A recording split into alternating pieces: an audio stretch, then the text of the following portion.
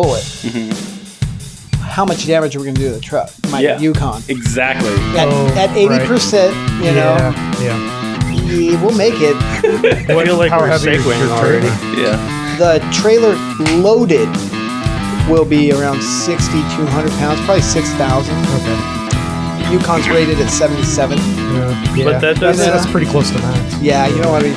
Not really. It's the stopping and the climbing. Yeah. Oh, climbing will be rough. Climbing will be the slow guy. Yeah. And then dropping into Madras, it'll be a roller coaster. Yeah. So, you'll set your brakes on fire. How much stuff do you actually put in the back of the Yukon? The kids. The kids, four the wife, bodies. him. Yeah, so we got 650 pounds with the dog.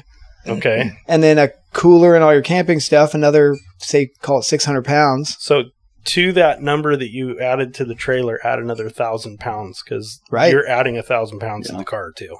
Oh, yeah, big time. Yeah, that's with everything. Yeah. In. You might smoke your brakes coming down. I'm feeling like I will. Yeah. Good thing is we're under warranty for another year. Oh, smoke away. So we got till February. This will get me through the summer. Yeah. And then exercise that warranty and get a new car. There you go. Yeah. Well, let's get this thing rolling. We're already halfway through. No doubt. Exactly. Shit, we've already got one topic down. Hooray. All right. Well, everybody, welcome. Thanks for coming. Welcome to the Untitled Car Project podcast. I am Rob Spring. I am Grant Gonzalez. And Jeremy Molt. And we're here with David D'Angelo. I said that correctly? Yes? You got it. Awesome. Thanks for being here. Really appreciate it. Yeah, thanks for having me. Yeah, absolutely. I'm looking forward to getting into some topics. We actually put it out there on social. Got a couple of questions for you from our listeners, so that'll be fun. Perfect. What else we got? I wanted to touch on a couple of things as usual right off the top. Grant and I plans to go to Crow's Landing for a big autocross event. We've been planning this for what, 2 months now? A month and a half? A couple months. Yeah. You try to plan ahead, right? Because registration fills up. You got to sign up early, all that stuff. And I'll be darned, they canceled it last minute. Just kind of. Oh, I hear a drip. We have a leak. Gotta put like a paper towel in there. That's really funny. Okay. Anyway, they pulled the plug on us because it's going to be excessively hot. 118. Yeah, 14 to 18, something like that. Last year, when I was down there, it was 105-ish, somewhere in there. It was plenty smoking hot.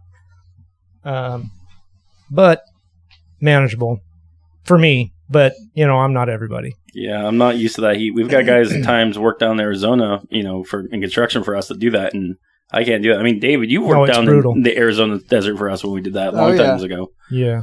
We were stuck in, Lake Havasu City. Mm-hmm. We would start work at 3 in the morning and we'd be done at 10 because it was about 125 every day. Yeah, that's ridiculous. Brutal. Yeah. Anyway, we did all kinds of prep work, all kinds of car work. I know that Grant's been working on his car. I just got mine wrapped up last night. I thought mine was done, and then I found more stuff. Well, I thought mine was done a few days beforehand, too, but then I test drove it last night. I was like, well, I'm glad I tested it because I got a couple adjustments to make. Yeah. Got it ready to go. I'm going to go to a different event this weekend instead, so at least I'll be driving. I'm going to try to make it that event or something. I just got to get my car a little bit figured out. We'll talk more about that later on the podcast, what we've done and stuff like that. Well, all right. What was the other thing? Links what's that? Links on Facebook and all that jazz, if they're having trouble finding us right now. We've got some of those. Yeah. Untitled Car Project on Facebook and Instagram. Untitled Car Pro on Twitter. Yeah, X. I haven't looked at that and I don't know how long, so I have no idea if anything's happening there. I can only do so much during the day. Okay. Discord? Discord. Just got a Discord, Untitled Car Project. Sorry.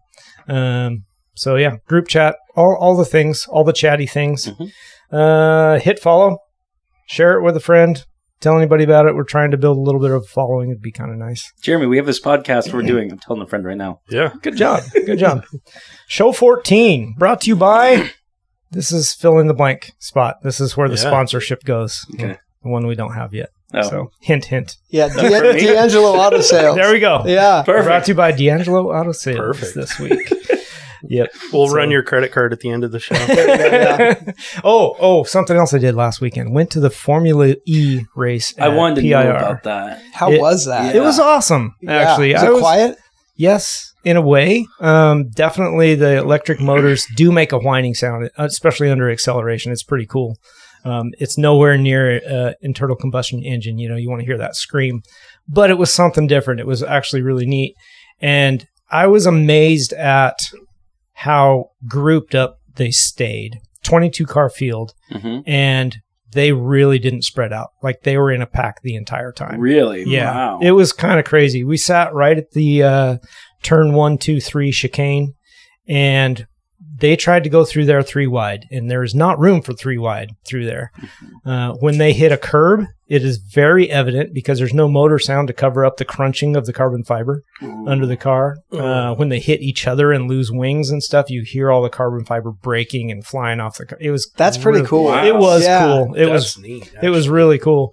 And kind of learned also that aero doesn't matter much on those cars. And I don't know if it's the physical weight of the car that causes them to have enough mechanical grip to still drive it pretty hard. Because one of the Porsches, he was in 15th to 18th, somewhere around there, came into turn 1, got tangled with another car, lost his entire front wing.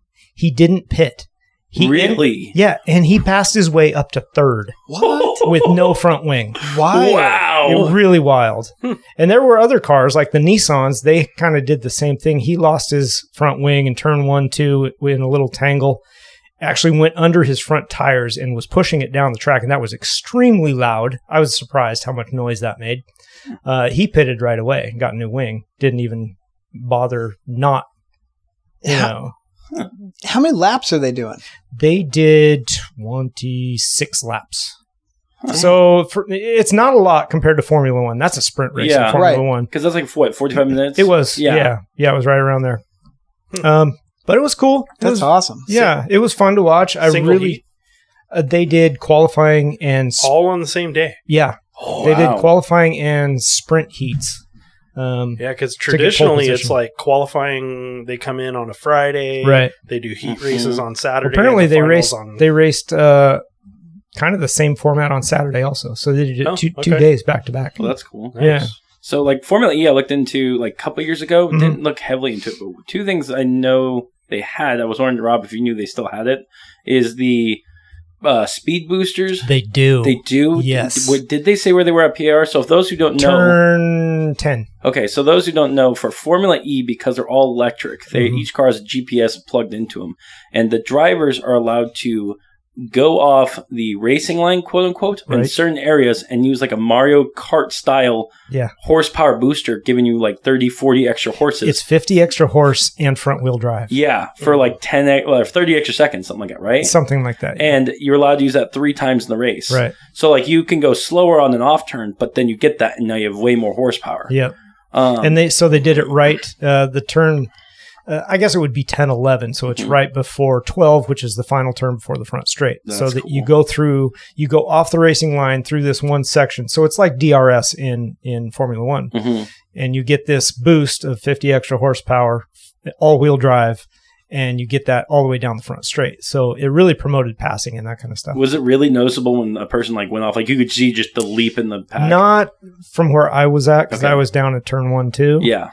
So there was a big screen that we could see, so we could see what they were doing and that kind of stuff, but really couldn't tell. But there was a lot of passing that happened in the chicane. So cool. That was really cool. That is awesome. And then the second thing, I wasn't sure how I felt about this back then. I still, like, if they still have it, is it's like the popularity thing. If they, people vote online for a racer, and if they get a certain amount of likes or whatever, they give them like the same power boost as random point in the race. Interesting. Yeah. I have no idea about that. Yeah, that was, again, 3 years ago, and that was one that was like, that just... a little corny. Yeah. Yeah. Little corny, kind of cool, except... interesting. A little too... except, like, that's power being boosted, right? Right. I mean, you're popularity using, contest. Yeah. Well, no, you're using power from the battery, so... yeah. How badly could that screw you later down the road? Like Grant said, they have that 30-second power boost they can use 3 times a race. They have the extra power. Yeah. And those cars regen power. Like their brakes. We got to sit by Team Penske. So they were right there in the stands with us. So we were kind of quizzing them about how this stuff works, right? And they have no rear brakes. It's all regenerative motor braking in the rear. And their front brakes are tiny. They're just like little tiny... Yeah, Fiat-sized disc brakes. They're really small. That's insane. Yeah. But how heavy is the car? I think it was in kilograms, 1,200 kilograms or something like that. Oh, so that's like 2,900 pounds? Pretty light. Yeah. No, I think it's lighter than that. Is it? I don't know. I'd have to do the conversion. I asked the same question, but I can't compute kilograms in my head. Yeah. They're all 6,000-pound BMWs. There you go. Yeah, there you go. Yeah. Anyway, they use... Their tires are not slicks. They actually have grooves. Oh, really? They're not quote-unquote street tires, but they are grooved racing tire. Like Hoosiers grooved, or are we talking like an RE71 grooved? Like similar to a Pirelli grooved. Ooh, okay. Yeah, so they do have a continuous groove all the way around it, and then a couple of horizontal. Okay. For lack of a better term, horizontal grooves. Noisy. You could really hear the tires complaining coming into the corners and braking zones and under acceleration. Is it quiet enough you can hear the drivers curse when something happens? Probably. Yes. Yes, probably. Some 200 tread wears. Yeah. It was really cool. I wasn't sure what to expect because I'm not a big electric racing fan. Yeah. But it was neat to see. Like, I really enjoyed watching all of them stay in such a tight pack, and their acceleration for an electric cars accelerate really hard. But to see all of those guys coming out of turn 2 into turn 3 under full throttle in a tight group, like wheel to wheel, that was impressive. That's wild. It was really impressive. I got to look at the schedule because I was annoyed that I missed that race because that's one I've been wanting to see. I just didn't know when it was, but I would really like to go see one later on this year. So you were annoyed when I told you I was going. Yeah, I was like, So it's actually next one's in Europe. Oh, it's Europe? Yeah. Okay, because the one before that was probably in Vancouver, Canada or something, right? Possibly. I'm not really sure. Yeah. I think I didn't even know I was going till like Friday. So no, it was fun. I enjoyed seeing it and would go back. I also want to go to the Indy car race because as I understand it, the Indy cars run about 10 seconds a lap faster. Oh, really? And that would be impressive because those guys seemed pretty dang quick. Yeah. You know, they were running in qualifying. They got down to the 108s, I think, on that track. So that's 2 point something miles, right? It's just under 2, 1.9 something. Okay. Yeah. Yep. It's moving. It is moving. Yeah. So it was pretty fun. I enjoyed that. Anybody else have anything fun this last weekend? Just working on projects. All the projects. Constantly working on projects. Constantly working on projects.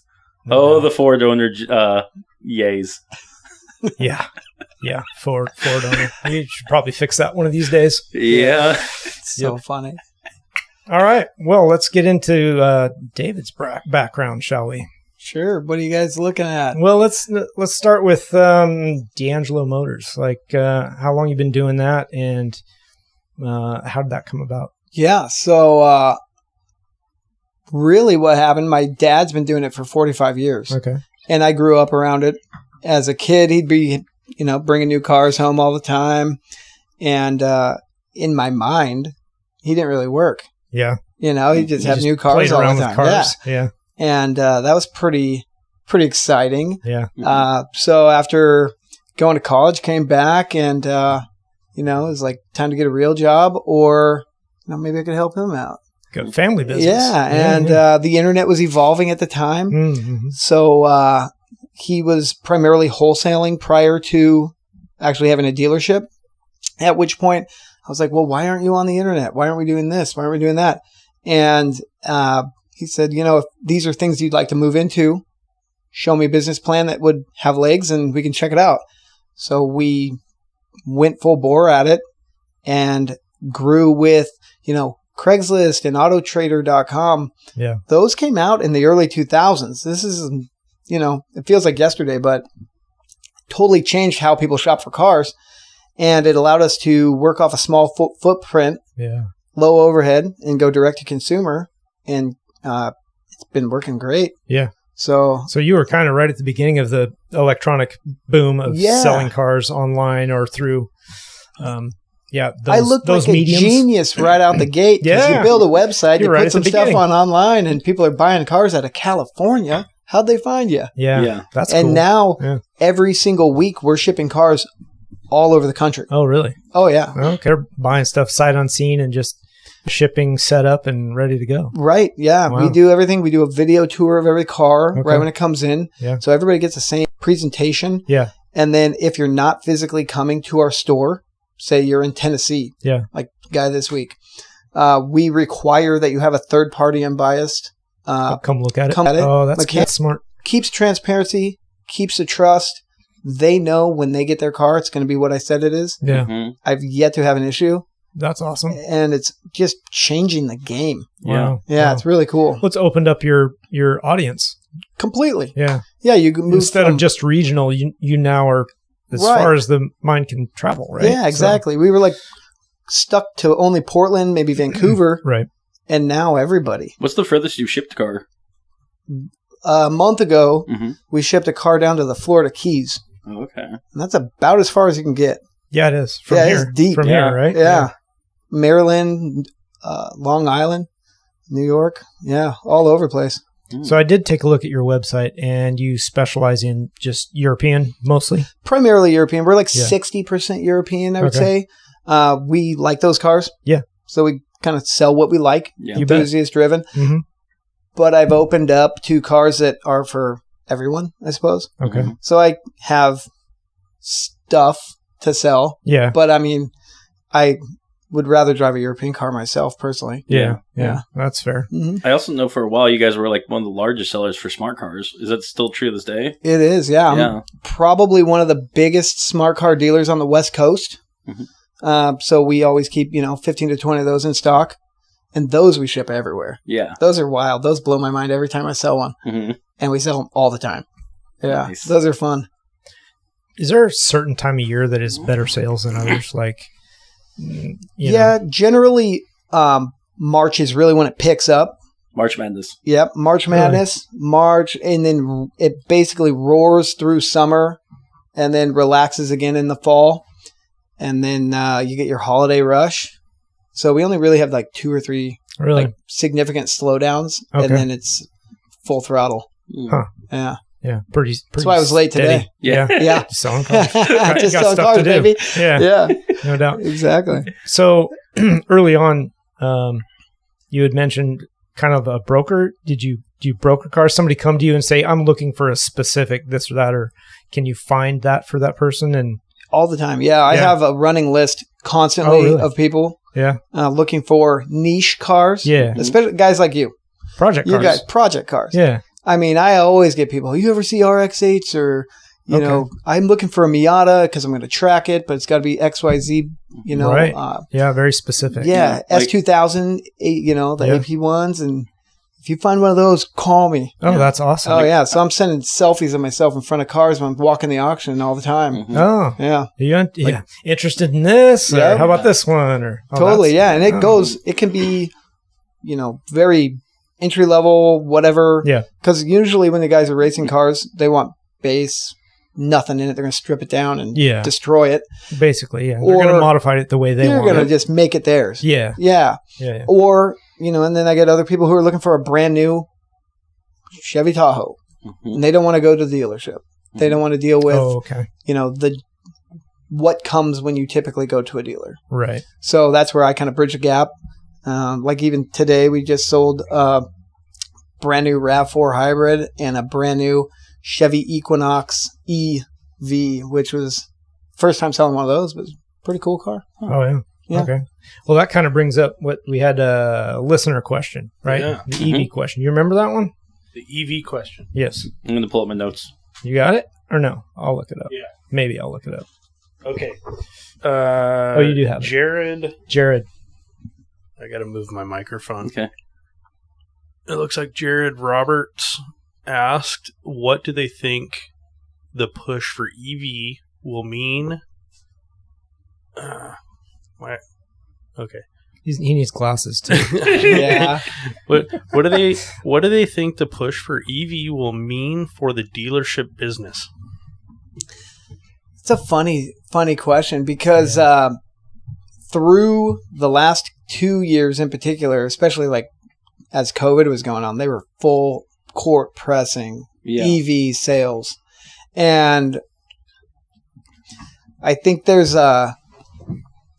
definitely a space for electric cars, and people who, have certain commutes and lifestyles can definitely use them. But also there's a lack of infrastructure that doesn't sounds like a broken record. Doesn't allow for a mass market product like that. It's kind of interesting. So there's players like Tesla who have it down pat. They've got their market. They've got their iPhone users who buy the Tesla to match. Right. Yeah. And then you got the government behind saying, hey, EVs are the future. This is all we're doing. Yeah. But I want to drive to Texas right now. Exactly. Right, yeah. I don't want to have to stop for hours for charging. California has, what is it? A law saying by 2030, 2035. they have to, Is it 35? they can only sell EV or something like that, right? Something like that. Yeah, it's unrealistic. It's so insane. unrealistic. It's dumb. They can't keep their air conditioners on in the summer. Yeah, and they want let's charge everybody to cars. have chargers for their cars. Rolling blackouts because everybody's trying to charge a car so they can go to work in the morning. Okay. I'm going to say this now because I just remembered it. The coolest thing I've seen all week for a vehicle. You can't hold that? I can't. Okay. I can't. The coolest thing I've seen all week for vehicle, and I just remembered it because honestly, when we were talking before the show, I did not have one because I didn't see anything cool. I did see this online. There is a country, I want to say it's Texas. No, it's in the It's the size of a country. It's like the UAE or UAE. Yeah. Okay, United Arab Emirates. They have lanes that are specific to electric cars, and they are induction charging lanes. Oh, that's cool. I've wondered if that would ever become a thing. Yeah. It's totally a thing, and that's coming. Yeah. But that's going to be so much money. But again, the infrastructure. Yes. Yeah. First of all, billions and billions and billions. Yeah, because how are we getting our electricity? We're getting it from burning coal. Mm-hmm. Okay. Hydroelectric out here, but once you cross into the Midwest, what do we have? Corn. Yeah, we need windmills. Something else. Yeah. So answer me this. How is California going to do that? They can't. That is a question for Gavin Newsom. Right. They can't even support their own structure now with the power grid that they have. How are they going to add They're buying more power from everybody else. Yeah, how are they going to add more to the roads? They can't. Right. And the reason the United Arab Emirates did it is because they've got billions of dollars in... They've got fuel money. Yeah. Oil. Selling it to the United States. Weird. Yeah. I think I saw 3 Ford F-350s parked out front. Oh, that's weird. I wonder where those came from. That's kind of interesting. I want to ask you something. Yeah. Did you notice the colors? I did notice it, and that made me so happy because I have the biggest American flag flying at my shop. Yeah.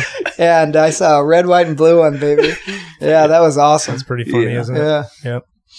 I parked a red car in front of Grant's. So, yeah. That's a fun little car. Yeah. Yeah. So you mentioned people looking for specific race cars and that kind of thing. Yeah. Do you find, and maybe you don't have any of these or take these in, but do you find modified cars harder to sell than a stock anything? That's a great question. Yeah. So I prefer to sell OE, everything just stock, because that allows you an open platform to do whatever you want. Yeah. On occasion, I'll get cars that are tuned. Like the other day, I got an 08 R32. Haven't seen one of those in forever. That's cool. Yeah, it was a sweet car. Yeah. And the guy I took it in on trade from gave me just a stack of receipts with the tune, the exhaust, the suspension, all the stuff he did to it. It was like $12,000 worth of stuff on a $10,000 car. Yeah. You still have that car? Now I launched that car. It's gone already. Put it out there, and it was gone in a minute. I'll bet it was. Because that's actually, it was a lot of horsepower for the money, and all-wheel drive. It's such a fun little car. Yeah. So in that case, it went away. But I had somebody give me a BRZ. Remember those? Oh, yeah. Well, yeah, do they still make those? Out there, yeah. I'm not a big Subaru guy or whatever those are. Right. But it was just very, molested. It was over the top. just molested, over the top, Yeah. and not done by a guy who actually raced. It was done by like a teenager tuner guy, Right. and it was obvious. Mm-hmm. That thing was tough to sell. I'll bet it was. So, But like, yeah, did you at all try to modify it back to stock then? Or did you just keep it? Like, I just put it cheap and launched it. I Yeah. mean, like, because like just get your money back. and leave it just alone. roll them. You kind of Yeah. got to do a cost benefit analysis on some of them, and Yep. there's a line. I'm sure Yeah. there is. Yeah. A Yeah. car like that. And I think that's buyers don't want to take a chance on a car like that, Yeah. because you don't know how it's been modified, especially when it really looks like it was done by a teenager with no money. Yeah. Like, you don't know what you're going to find. But you got a good idea. Mhm. And bad. You're going to find bad. You're going to find bad. Yeah. And it's really interesting because your mind can start reeling Yeah. and you can just imagine who drove it. Yeah. Yeah. And So I'm sure those would be hard to sell. they're tough. Yeah. now, correct me if I'm wrong, He will. but Oh. if a teenager goes out and buys something like this and they do a bunch of stuff to it, right? And then they get 18, 19 years old. They now own the car. Parents gave them the title, whatever. And they come to you and they want something new. How many times do they look at that car and go, well, I've got all these extra parts on it. It's worth more. yeah. And it's always worth less Oh, yeah. It's, every time. Yep. So if a car is worth $15,000, it comes in with all these extra parts on it. Do you look at it and go, I am not giving him 15 for this. Oh, right. Especially, maybe 12. yeah, you really have to make an adjustment Yeah. because 9 times out of 10, those type of modifications are devaluing that Yeah. car Mhm. Mm-hmm. all day. Is there some exceptions? Like if you get, like, say, a Mustang with a supercharger, or if you get something like a professional body kit that was like a rare option from like a really well-known like tuner company, or Something done professionally. Yeah. I would think. Absolutely. Mhm. Yeah. Yeah, I would think a body kit wouldn't matter so much, but like engine Depends on how it's modifications, done. 100%. If you get the BRZ with a body kit that was bolted on by Oh, The yeah. neon lights, Joe and big Deck Schmo. It's screws. different. Yeah. Yeah. Oh, yeah. Or real cheap lift kits on trucks. Yeah, that's what I was going to ask. Yeah. What and about you turn it and it creaks. Oh, yeah. about- Oh, yeah. That was what I was going to ask. Now, what about trucks, though? Like, because that's the one thing is a lot of people throw a lot of money at trucks, where there's Yeah. wheels, big tires, lift, full down, automatic steps. Like, does that increase Those the are value, or is options, that? though. That's a totally different market. And those Yeah. typically go up because 9 times out of 10 on those, Mhm. it's a pavement princess. Mhm. Oh, yeah. You know? True. Like, who actually spends all that money and goes actually off-road. goes to Brown's Camp and just destroys their truck? The right. body is perfect. You know that car never left Yeah. the parking Do lot. you have a guy that looks at your vehicles before you purchase, or do you do it? So I do it. My dad also is our buyer. Yeah. So we pre-inspect every car, but then once we buy them, we have a mechanic who goes through the car. And that's not me. Yeah. It's not So- Grant. Do you Yeah. guys like jump under there with a flashlight just to make sure there's not a big glob of mud way up underneath somewhere? Oh yeah, you have Okay. to. Yeah, I mean that's like Because I wouldn't trust me. it's called basically flashlight inspection is number 1. Yeah. And then once it passes that, okay, we plug it in, make sure we know it's real. Yeah.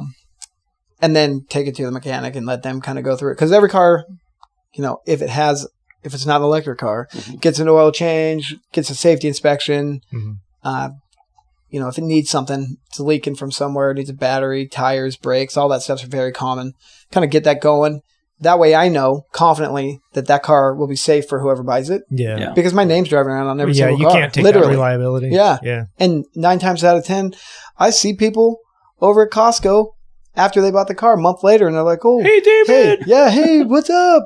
I want a hey, what's up? I don't want a hey, fuh. Yeah. What's up? Yeah. Dude. That could go two Dude. ways. And I have kids, and I live locally. Like you got to be on it. Yeah. So I'm a little That's bit. valid. I'd rather make a little bit less money, but no, I can sleep well. Yeah. Big difference. That's And on valid, that super same valid. token, I mean, you want that guy to come back too, right? I mean, Huge. repeat business. Oh man. is Yeah, giant.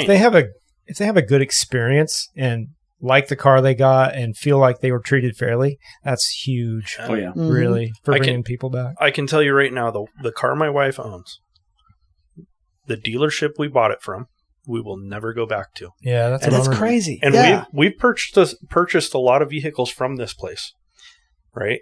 Like, And they burned the trust. yeah, Yeah, right up. in one car. Yeah. All we asked them to do was fix the inner fender liner and the noise in the back of the car that it was making, because it obviously had a tire blowout or something at some point, and it ripped the inner fender out. Simple. Right. It was a simple fix. I did it myself in, like an hour. You with that. Oh, maybe you did. I did it myself means I had Grant do it, and I watched. No. Yeah, no, I get it. I do that all the time. Can I hand you a beer? Yeah, there you go. Yeah. I do. Sure. I'll hold the flashlight. I do most of my stuff, most things on the cars for myself. But there's still a noise in it. Yeah. And I can't figure out what it is. Ghost. I'm pretty sure I have a good idea of what it is. There's something in the way the suspension is connected that is making it go clunk, clunk, clunk, clunk. Oh, yeah. And it's only in the back where that tire blew out. Yeah. So, but that's not the point. The point is you asked that them to dealership should have made it right, and they said they would, and they hemmed and hawed, and we called them, and we called them, and we called them, and finally I'm like, fuck it. I am buying the part myself and never going back. And my wife left an awful review for them. Yeah. And they were like, well, what can we do to make it right? You could fix the car. Yeah, you and had they that never opportunity. did. Yeah. They never did. That's why that dealership never goes to Costco anymore. Yeah. They don't want to see him there. They don't see him. Yeah. Well, that's a dealership that people fly through. Yeah. Right? It's not like they're not going to come back and see David in 10 years. Right? They're going to probably see 30, 40, 50 different salespeople. Yeah. Well, and that's the thing, too. There. We run those metrics pretty tightly, and over 40% of my business right now is return and referral. Nice. As a result, you got to take care of people. Yeah. I'm going to give him some it's worth huge. It's worth way more. Yeah, absolutely. Yeah. Let's put these on each car. For real. Crazy. So, has there ever been a car come in, you either got it in trade or you got it at auction, that was so good you just wanted to keep it for yourself? Every day. I was that's wondering. The hardest that's kind of tied about into my job. Because I was going to ask you too, does it ruin it for you? Because you see these cars, but you have to let them go. And it's like, it's so weird. It's okay. Right when I started working with my dad, he said, you have to act like we're selling refrigerators and you don't care about them. Oh, because, that's good advice though. Yeah. Because I have so many cars just in my bank that I've had for, in inventory or whatever. Yeah. And I was in love. I'm I had a 2012 Nissan GTR black edition. Oh, yeah. Wanted to keep that one. I can see why. That was a sick car. Wow. Yeah. 911 GTS. Loved that car. Yep. Oh my God. That car is a car I really wish I still had. Yeah. I had what year is it? I think it was an 07 BMW Z4 M Coupe. Okay. Very rare. They made 1,800 of them or so. Wow. I sold that car 3 different times because every time I sold it, I asked the person for first option to buy it back when they were done. Really? And 2 times they did that. And then the last time I sold it, I shipped it out of state. So I think that car lives in Ohio now. Oh. Yeah. So I don't think I'll see it ever again. But it was the Bond car. Per my recollection, there was only 2 in that exact build because it had the certain gray exterior with the brown leather seats. Oh, yeah, that was a hot one. That's an old man color, but I freaking love it. When you're in it, you're James Bond. No, that's you the are. best. Yeah, that car. Oh man, that car has me still. So is that the most memorable car you've gotten through the lot? That one, your C8s that you've had, that one. I've had 5 C8s. Yeah. Those are different though, because they're they're brand new. Newer. Yeah. You still see them all over. The cool thing with that Z4, you don't ever see them. Yeah. You never see that especially car. if you know it's a super rare car. Mm-hmm. Yeah. And it's got to be the M. Yeah. There's tons of Z4s out there. Sure. Yeah. Or, had a couple S2000s that were pretty sweet. Yeah. And when you figure out how to drive them too, that is when you cross the line. That's when you realize what you have. It's not inventory anymore. You're oh, you're special. Yeah. And I'm in love with you. Yeah. And so I could keep, I could all just go all day. It just happens all the time. Yeah, all the time. Yeah. So how often do you get one in and go, I'm not going to put that on the floor quite yet. I'm going to drive it for a week. Okay. Another killer question. I don't know if Grant keyed you up or what, but I've been driving a 2021 Toyota Supra for the last 12 months or so. I don't know. I think maybe 11 months I've had it. Yeah. I haven't put it for sale yet. It now has 4,100 miles on it. Oh, wow. Yeah, I picked it up and I haven't been able to quite get rid of it yet. And it's just not a normal Supra, too. The guy who had that, like, made it more than just, oh, here's a Supra. He put, like... Is it a GR? It is. Yeah, and it's got so many upgrades in it, on too. steroids. Yeah. So you're driving a BMW. Well, I'm driving a little BMW. Well, yeah. He's still driving Bond. Yeah. How many miles did it have when you got it? Did you say? I think 800. Oh, Yeah. brand new. And Brand new. It's yeah. out here right now. Yeah. It's out front. Yeah. Oh, we'll be looking at You that. probably later. heard me come in. Maybe Yeah. maybe I can talk my wife into trading the car she has. There for you it. go. Yeah. It's not on the market yet. It's Yeah. on the It's not market. for sale. Yeah. Everything's on the market.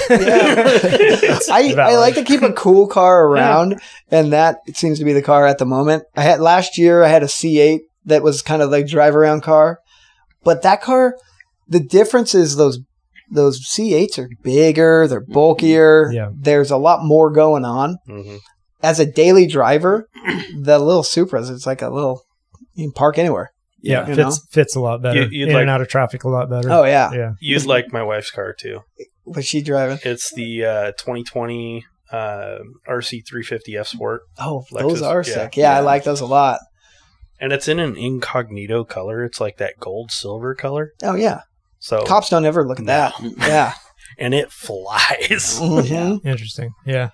The C8s, are you just getting the base Stingrays, or have you gotten a Z06 on the lot yet? I haven't Or an seen a E-Ray. Z06 yet. The only Take a turn in that when you get one. yeah, I've Yeah. heard those are next level. Yeah. It's Yeah. unreal the performance you get with the Z06 Yeah. on the C8s. Like, we have a person that's in our racing group, and when he had that stock he was on his first race, he was putting top times a day on that or Mhm. near it, and now Near, he's yeah. still competing on that. Here's what I'll say about that car. Mm-hmm.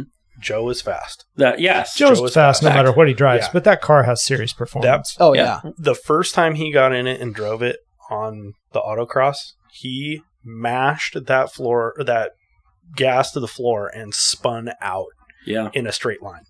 Awesome. Yes. yeah. So Period. when you get into that car and mash the gas, roll in, roll out. Yeah. Yep. Roll into that throttle like give it love, but Yeah. roll in like Just don't Like turn it's all your the first nannies time. off. Oh yeah. Like Oh, David, yeah. you know I've been in a That's bunch of true. supercars. Yeah. I really think currently on the market there's no better supercar or super killer right now than the Z06. Like, it is an extreme car. Yeah, I mean that's what it's built for, is to compete with that. It's gonna be interesting. We have the ZL1 Z51. the the ZR1 coming out in 28. Yeah, That's going to be interesting to see how that will compare then. Whole step above. supposedly. Yeah. I mean, I guess the E-Ray is pretty capable. It weighs more, but the We still haven't seen one of benefit those. you get out of the electric motors, apparently. I mean, I haven't seen one either, but from what I've read and heard, it handles itself quite well. Electric power, I mean, back to that, Yeah, Mhm. is striking. I mean, when Yeah. you mash on an electric car, instant. It's Yeah. wild. And it's a different sensation too, because That's what I've heard. when you jump on anything that is combustion, Mhm. you hear it, your mind kind of takes a second, thinks about it, and then you feel the lurch. Electric car, you're there. Yeah, it just goes right now. Yeah. Yeah, I guess you're right. Like, there is always a lag for combustion, even when you do have a good responding car. Like you said, you hear it first, and you're like, okay, here it comes, and you're prepared for it. All your senses are working. Right. Yeah. Right. Electric car, all of a sudden you're going 100 and you you're can't, like, your stomach's in didn't the know that back was seat. happening. Yeah. Yeah. What? For sure. Yeah. No, that's pretty cool. All right, I got one more question from Jared that I wanted to ask. Do it. So, David, what do you think about the big three auto dealers offering their own aftermarket parts that, if installed at the dealership, retains the factory warranty? I think that really will help anybody who's, wanting to tune a car but afraid to buy a brand new car. But, yeah, because of warranty. I talk to people often actually, and they're like, "Oh yeah, I'm going to buy this car and I want to track it, but I don't want to take that step and void my warranty because Yeah. it is also my daily driver." Yeah. Yeah. So I think that has huge benefit, and will put a little bit of competitive edge against all the, aftermarket places. Mm-hmm. I think it's great. Mm-hmm. Yeah. To be able to actually get modified parts for your car and still maintain warranty. It does cost you a little more because you got to have a dealer do it and that kind of stuff. But if you're that into it, that's okay. Right. And if your warranty's intact, now when you blow that motor up or you well, you guys did the work. You did the work. Yeah. Exactly. Tranny couldn't handle it. It's what it is. It isn't warranty. That's right. So is there anybody that does that now? Ford does that with their Ford Performance program. Yep. Okay. Oh, yeah. Ford Performance is big. Yep. Chevy, Dodge, I know they sell aftermarket parts on that, but you have to install them all, I believe. Really? Well, like with the Hellcat, for example, that's discontinued, but you can still buy everything, including the body, the engine, everything you wanted to, even a roller from Dodge. It's in their... but that's not necessarily aftermarket, performance, right? Oh, okay. I mean, you could buy it all. But if you're installing it yourself, can't be any warranty on that. Mm-hmm. I don't know that Chevy does. I don't know what they offer. There's got to be some kind of performance program with the Camaro and the Corvette, but... That would be interesting. I'm unaware. That'd be really interesting. But I know does Ford Corvette have a warranty off the line? Yeah.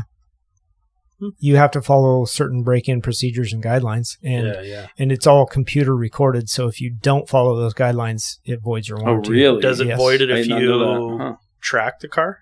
Don't know. Oh, I would guess it did. Guaranteed. It's I don't know, but I bet you guaranteed. It's weird because there's some companies that have been like, for example, there was a big debate Ford on advertises tracking their cars. Yeah, well, they had the Shelby Cobra, Yeah. the GT350, and that one, when they started tracking the basic one, they had overheating differentials, and there was a lawsuit on that. There was Toyota with the GR86. They advertised as drift cars, showed it drifting, and people started doing it. They had the overheating differential. Well, not just they that. do that they too. Had the oil pickup tubes were getting the RTV in there and blowing your engines. And people were like, we're not warranting this. Like, but you advertise this as a track car. Yeah. Here's your commercials. You're saying this is it. It can capably do this, and if it's not doing what you're showing it can do, false advertising. So, listener, if you work for one of the big three, they don't. But okay.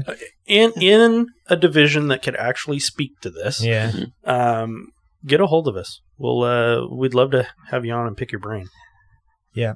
I know what you mean about tracking, voiding warranties, but like the Corvette is built for that. Yeah. Yeah. Mm-hmm.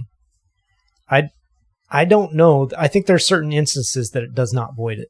It could be way off base, but just from what I've read and seen, I think there are certain because you can even go to Chevy's introduction in, what is it? Green, drawing a blank, Dearborn, where they take you to a track to learn how to drive a Corvette and this and that. It's at a track. Right. And it's specifically for that. Exactly. And I think like Porsche has that with the Porsche Experience down. Yeah. BMW, I know. All of Ford does that.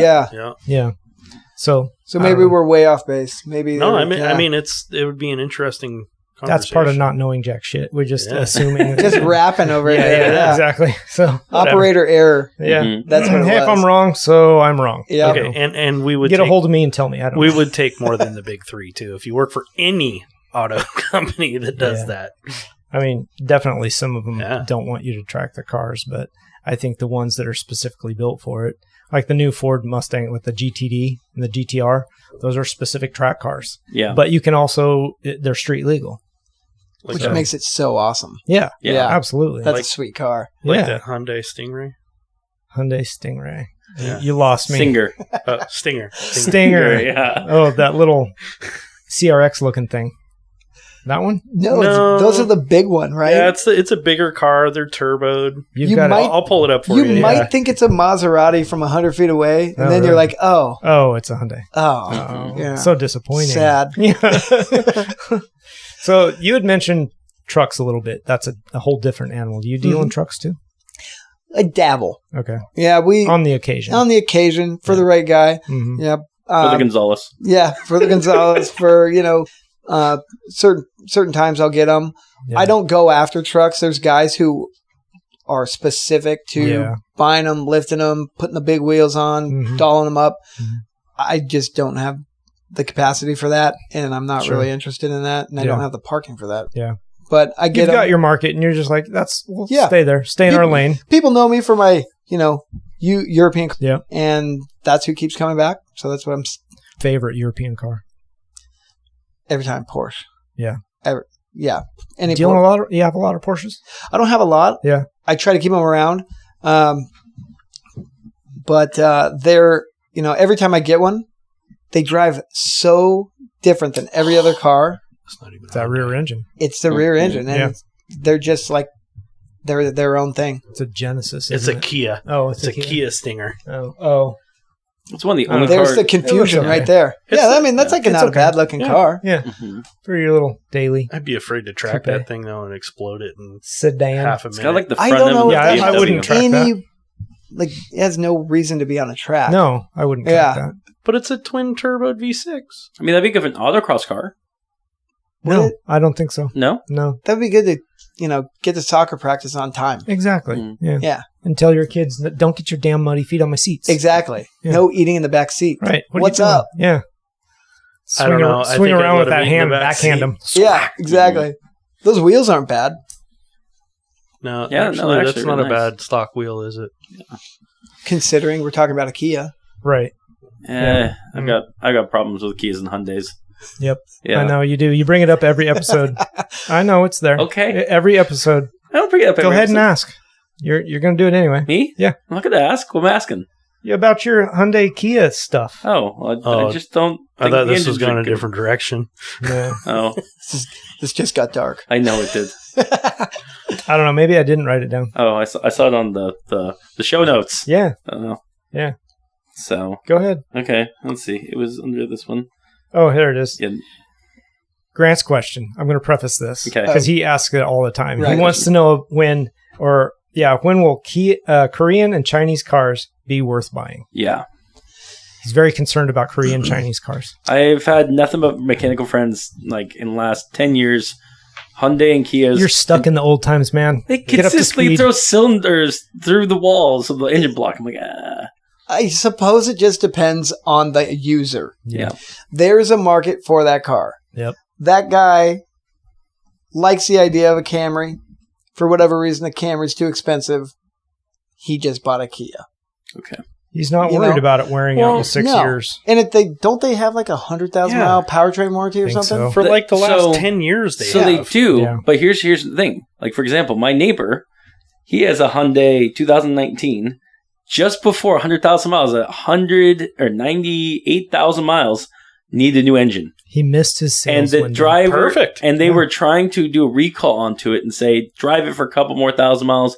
He was able to fight him and say, because No. they wanted him over that 100,000. Yeah. Stopped it, and they're like, no, you know what, this is actually because they never get enough. You know, I think it was like 2 months of going back for a dealership, and then they finally decided to replace the engine. Brand new car. Brand new Start car. from scratch. Let's go. I mean, it's true. They do have 100,000 and 10-year warranty, but my thing is like, how many cars do we know that have 200, 300,000 miles on them? That some people just don't let go, you know? But Also, if you know that you're buying a cheap car Yeah. right out the gate Yeah. and it has a shelf life of 100,000 miles, yeah, Yeah. you bought what you Sell know it you before bought. you get to Yeah, 100,000. exactly. Bail out. Yeah. Sounds Trade- like any trade it into the dealership. sounds like any Volkswagen on the road. There you go. The same thing. True. Yeah, It's exactly the same thing. for real. Geo Metro, 100,000 miles, they all break down. It's the same thing. That's what it is. that's when you put a Hellcat It's a in cheap car. Yeah. You know, you get what you pay for kind of thing. it. Mhm. So, I don't know. Subarus, you know you're going to have to replace head gaskets It's a fact. every 20,000 miles. As a fact. I David get taught me that one. Clockwork. Like Yeah. clockwork. yeah. So, And if I you don't know that, well, Don't own a Subaru. shocking. Yeah, Like, shocking. What? check. You're going to learn Yeah. soon. You're not from the Pacific Northwest. Yeah. No, apparently not. You're going to learn So, today. I don't know. Right. You keep railing against the Korean and Chinese cars. Well, I just want to know when. I feel like you need to Never. own one for a little bit. I think like you would look. What are those? XB or X? What are those little? Cube. XP's is Yeah, I'm talking about Soul, the Kia Scion? Soul. Kia Soul. Yeah, Grant, the you half need a wraparound Kia rear Soul. wheel. Yeah, exactly. Yeah. You need a manual. as Kia long as it's got Soul. the spinners They on make it. a manual. They make a manual. Wow. That's Oh, actually yeah. pretty epic. That's funny. And I'll tell you, the manual is a hard one to sell. Really? Why? People can't drive manual. Think about the Okay. buyer who's looking for Yeah. a Kia Soul to begin That with. sounds like a teenage you kid. burn a clutch out It's- instantly. Yeah, that kid is 15, 16 years old. They don't need the manual. How do I do that? What's Yeah, this what thing? is this thing? Yeah. Mhm. Yeah. Grant, They're if- trying to gram it in there without pressing the clutch. Just grinding. Grinding. Why does it do this? I kind of want to autocross it. That just sounds really fun. If Grant buys a Kia, what is that? Soul. Kia Soul. If he buys one of those, I will put a stereo in it for you. I am not pulling it up. No. Here, I know what it looks like. Okay, that's fine. If we're buying a Kia, if I'm getting a Kia Soul, it has to have one requirement: giant anime girls on the side of it. You can do whatever you want to it. I think they come like that. Yeah. I'm pretty sure that's how they come from the factory. Most people peel them off, but I mean, you can leave it. I will put the stereo in it for you. Love the stereo, the spinner, and the giant anime girls. Should we put the underglow too? I think it'll be good. Whatever you want. I'll do it. I will do that work for you. Oh, man. Okay, that's one less thing on my project. All right, so you said a Kia Soul is great for a kid, right? Mm-hmm. What other cars are we seeing for kids? Do you get those kind of shoppers? I get those shoppers all the time. It's funny, too, because there's a interesting swing because you've got, people who are looking for a cheap kids car, and then you have people who are looking for a safe kids car. And there's, as different demographics come, it kind of changes who's looking for what. So we sold a car the other day. It was like 80,000 mile Honda Civic or something. Kind of quintessential first car. Yeah. Jettas, Golfs, Volkswagen Golfs, just cheap $10,000 to $15,000 cars. But then I sold a $35,000 Audi A6 for this kid for his first car. Wow. Because he was 6'2", and Dad wanted him in a nice car. Wow. Stroked a check. Wow. So, lucky kid, I guess. Yeah. Yeah, so you get them all. I wonder how much he's going to appreciate or not that car. Do you ever see still parents buying kids like the cheap first car, like the $2,000, the $5,000 cars? That market is dried up. Yeah. To find a car under $5,000 these days. That's drivable. And because what are the requirements for a first car? Safety, reliability, fuel efficient. You want certain things to know that when he or she leaves the house, they're coming back. Yeah. And it's not going to break the bank because what kid has any money usually? This is interesting because we had a conversation last week about budget cars for lemons. Not the Gumball. The Gambler. The Gambler 500. Yeah. The Gumball. It's the Gumball 500. That's what smart cars. So, if you're saying you can't buy even a halfway decent car for $5,000, $2,500 or the $500 that they allot for those things. Oof. Yeah. Well, you've seen those too, though. Yeah. Yeah. I mean, the Gambler 500 cars are rats. Oh, yeah. We had one at the studio last week. Yeah, they're awesome. They're kind of fun. But that poor car, guy. if that was on that thing broke down. Oh, the next day. Of course it did. It was $500. Well, I think his was a little bit more than that. Yeah, a little bit more. I would have paid probably $3,000 to $4,000 from that if it was sitting on a lot for the kid. Yeah. Yeah. Mm-hmm. I'll bet it's worth more than that. Probably. I'll show you the picture with David. But how do you get into that if you're supposed to spend $500 on a car? That was our whole conversation too. Is $500 doesn't get it anymore? Right. We looked up some for $1,500. That maybe. So $2,000, $2,500 would be better, but you're still not getting much for that. Yeah. 300,000 mile car. 5,000 a better number for that then? Yeah, the new number is like 10. Yeah. Right. It's crazy. It's pretty rough. And now, with interest rates and everything where they're at, $10,000 means $200 a month. Yeah. Because most households of people that I'm talking to. And that's not a 5-year loan. No, they don't have a 10 G's to drop on their kid tonight. Yeah. That's true. It's crazy. Yeah. Most families. Let alone $35,000. Then let alone $35,000. Audi. I know. So then, does that make it? I would like an Audi. It was a nice car, right? When I took that car in, I kind of get every car I look at, I'm like, this is who's going to buy this car. And is that who you picked? Never. Not even close. The guy I thought was 35 years old, just coming up at Nike or Intel. Yeah. And, he's finally getting a nice car. Yeah. Cool. Look good in the parking lot. Yeah. Nope. This is going to a high school parking lot. Wow. Yeah, that's insane. So, David, does that mean that's why the smart cars have the unique kind of bubble? Because they're like sub $10,000 cars, but they're also reliable, safe. They've got fuel economy. Is that like where those exist? Nobody buys those for their kids. No one. Okay. People look at those cars. Most people I know look at those cars and say, I will never get in that car, or that thing is frightening, and it's a good thing that doubles as a coffin. Mm-hmm. I have kids. I don't know about you guys, but like, you would look at a smart car and you would say, I've never put my kid in that car. I wouldn't put myself in that car. I couldn't imagine my kids in there. Yeah. Thank you. Because I've got the Lambo, the Fiat, they're really hard to fit in a smart car. Yeah. So, yeah, the smart car is typically designated for, city dwellers, people who are never leaving downtown Portland, need to park tight quarters, or they're going to put it on the back of their RV. They're retired. When they show up in Sedona, they have an escape vehicle. Mm-hmm. That's who's buying those. Okay. But on the occasion you see it on the road, you're like, oof, death trap. Totally. Could you imagine getting rear-ended in one of those? They actually be have like a hockey puck safety rating. Their safety rating is good, That's what I hear, but still. Yeah, that safety cell is significant, and supposedly they can take a big impact.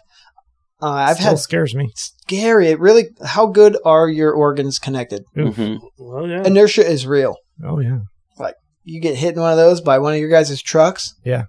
Instant death. I wouldn't want to get hit in my truck by my truck. There we go. That's what I'm talking about. Yeah, exactly. Yeah. I mean, it's a violent wreck. Yeah. Right? That's a lot of weight thrown around 8,000 pounds or whatever. Yeah. Well, mine empty is 8,100 pounds. I couldn't imagine getting hit by another 8,100 pounds. Right. Good Lord. Right. Well, which is nearly any battery-powered vehicle now. Right. Yeah. Mm-hmm. Good point. That F-150 is heavier. Yeah. I think it's 9. And what's that new Hummer's 10,000 pounds? Oh, something like that. Those new Hummers are massive. They are massive. Yeah, put your wife in that thing. Well, she'll be safe. Everybody else will be screwed. Yeah. Yeah. You're going right through them. Have you seen the video where the F-150, is it the Ford Lightning? Yeah. Is driving into the guardrail barriers, the Jersey barriers. Dude, it hits the Jersey barrier and fucking keeps going. Really? Just bounces off? No, it goes straight through it. Keeps going. Oh, no way. Yeah. They are going to have to rethink that. Yeah. That's insane. crazy. Yeah. I wonder what those are rated at. Not an F-150. Well, Jersey barriers are designed when you're driving down the freeway and you hit one. They're designed to do one of two things: push you back into your lane, or flip you and push you back into your lane. Mm-hmm. Damn. Yeah. Yeah. And then you smash it with a Hummer. Yeah. I mean, if you hit it straight on, you'll go through it. Yeah. That's wild. With one of those. Yeah. I don't know what I would like to see that same test on a standard F-150 without the battery packs and see what happens. I mean, just as a comparison. It'd probably launch over and do the same thing. It might. Yeah. Maybe. I mean, yeah. Just because your center of gravity is so much higher, you might actually go over the top of it. Just launch, yeah. True. Yeah. Either way, it's scary. So that's some ugly stuff, for sure. You ever seen anybody hit a Jersey barrier? Mm-mm. No. I have once. I bet it's awesome. I've seen it. It was kind of funny. We were driving down 26. My wife and I were in the truck. And I'm like, oh, and she looks over like, what is going on? And all of a sudden there's dust and dirt and shit flying all over the place. And she's like, oh, this Toyota Tacoma that had really wide tires on it. It was a lifted truck. Drifted into the barrier. Yeah. Hit the barrier, launched him back into his lane, and dust was everywhere. But he was coming right at us. Oh, wow. It was crazy. Yeah. I saw a guy in a Honda Civic. I was coming back from Bellingham, just cruising along. I'm in the left lane. He's in the center lane, right behind a semi-truck. The only thing I can figure is he fell asleep. And when he woke up, it scared him, and he jerked the wheel hard left, went straight into the Jersey barrier, bounced off that, like almost flipped the car over. It didn't, but then it came back across and hit a van in the center lane and just made a huge mess. It was just gnarly. And that is the only thing I could think is like he must have fell asleep and then just startled him when he woke up. Because he was right behind a semi-truck, like really close. Yeah. Imagine waking up behind the wheel. Yeah, exactly. And like, oh shit. Yeah, God. And he just reacted, and it did not end well. Not good. Not good at all. I was like 4 car lengths behind him, so there was debris everywhere. Right. Oh, yeah. It was kind of nuts. I watched a van one time hit hydroplane. Oh, yeah. It caught, turned completely right, and went off the freeway into the bushes. Oh, just whoop. Yeah, it was like, whoa, here it is, and now it's gone. There he goes. Yeah, that's crazy. It was so fast. Yeah. So, talking about new cars and stuff, what's your thoughts on longevity of new cars in the Northwest? Like, should they be parked inside? Should we be garage queens? Garage queens, yeah, like overnight. Because yeah, that's a real thing here, especially. Well, I guess in the hotter climates too. You leave your car outside all the time, and it just cooks it, right? Mm-hmm. Vegas cars and Phoenix cars are always the top paint. Yeah, you can tell burned off. Just burned off. Yeah. Out here, maybe a little less. Yeah. Important. You get more moss. Yeah, you just grow moss, but like a lot of these new cars have giant panoramic moonroofs, for example. Yeah. And we have a lot of trees here. Yeah. I always tell people, if you're buying a car with a massive panoramic moonroof, put it in the garage if you can, because if you don't, and you're not servicing the drain plugs consistently, you will get water on the floor eventually. Yeah. And then mold inside. Yeah, if you don't catch it. Yeah. You'll have corroding wires and this and that, and usually that will happen right after it goes out of warranty. Oh yeah, it's about a 5-year span. It is, because it takes time to corrode. Corrosion takes time. Yeah, water damage takes time. You bet. But yeah, I mean, and if you're spending $80,000 on a car or whatever, cars are expensive these days. Yeah, it's insane. Mm-hmm. A basic car is $80,000. I just sold a like new. It was a 2024 RAV4 Prime. Okay. It was whatever. It's the hybrid, right? Hybrid, it's a hybrid plug-in. It was an XSE model. It was just short of $50,000 for a RAV4. Wow. Whoa. Excuse me? Yeah. If I spend $50,000 on a car, I'm going to try to put it inside if I can. Yeah. It's not going to be a RAV4 either. No, it's not going to be a RAV4 at all. I'm going to take that $50,000. I'm going to buy something used, and it's going to be better than that. Exactly. You know? Oh, way better. Wow, that's kind of nuts. Hey, will you look up Jared's last question? I know he had 3. Yes. I've got it right here. Oh, do you? Yeah. Hang on. Yeah, that is kind of nuts. I'm astounded at the. How does one get started in the dealership business? Oh, yep, that's right. That's a good question. A lot of capital. Yeah, capital is the biggest challenge, I think, when it comes to starting a dealership. But I guess if you wanted like a step-by-step, you just, got to run out and get a license and then get bonded, insured, and then have enough money to buy a couple cars. But I think what people imagine is we're going to these sexy auctions and there's cool cars coming in one after another, and you just put your hand in the air and you're a buyer because you're the last bidder. And then you go and you sell it and you make tons of money. Right. No. That is not how it works. Bummer. It is. Yeah. It's a great way to lose money. Yeah. So I think probably people find themselves undercapitalized, and that's really what will close a dealership the fastest. Especially if you have a car that you think is going to work. You go out and you buy a 6-speed manual Kia Soul. And you're like, this is rare. They don't make very many of these. And then you're looking at it 8 months later. Or still there. Why isn't this sold? Because those teenagers don't know how to drive a Kia Soul manual. And you haven't been able to spend that $8,000 on another car. Yeah. And you should have flipped that money 5 times already.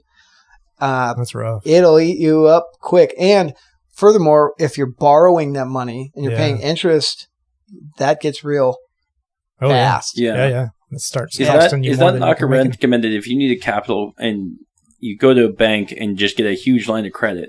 Is that like the worst thing you could do trying to start out? Is it better to have actual physical liquid cash, start putting in, and that way you know what you're putting in and not owing anyone?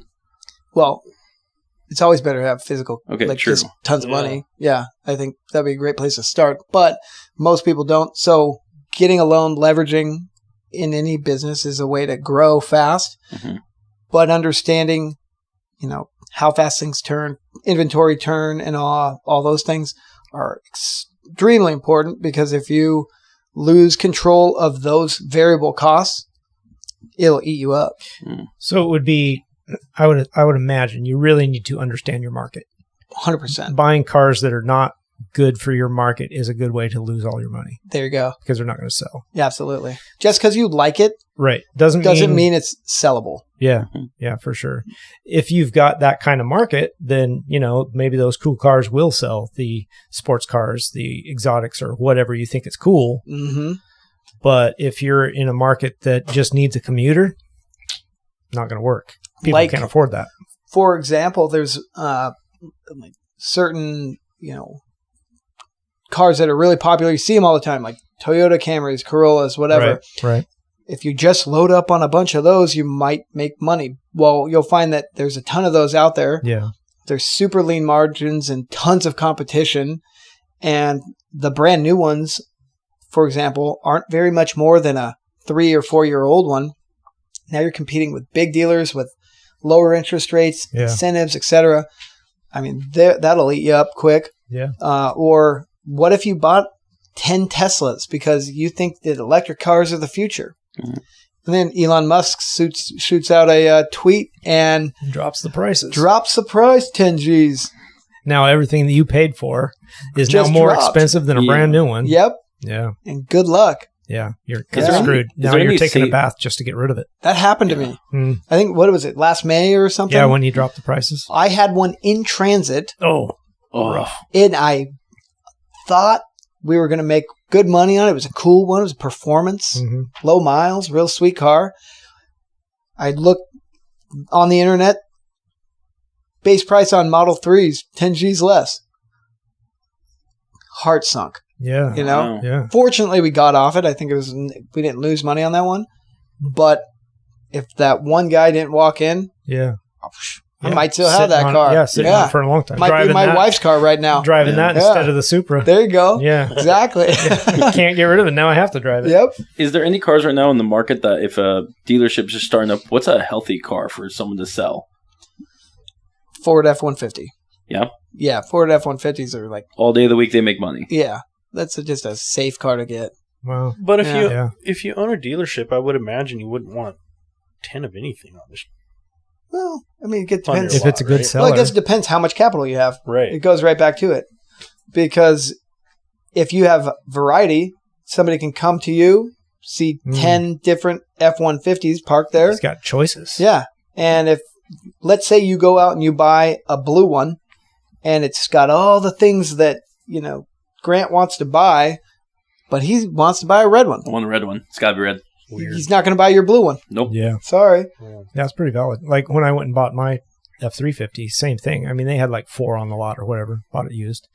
And it was nice to be able to look at different ones and say, well, this one's got all the options I want. What's the mileage on this? Does it suit where I want to be? Right. And if it doesn't, maybe the next one does. That's kind of nice when you're car shopping. When you're car shopping, it makes it convenient. Super convenient. Maybe you're less likely to drive all the way across town to look at another one that's super similar. Yep.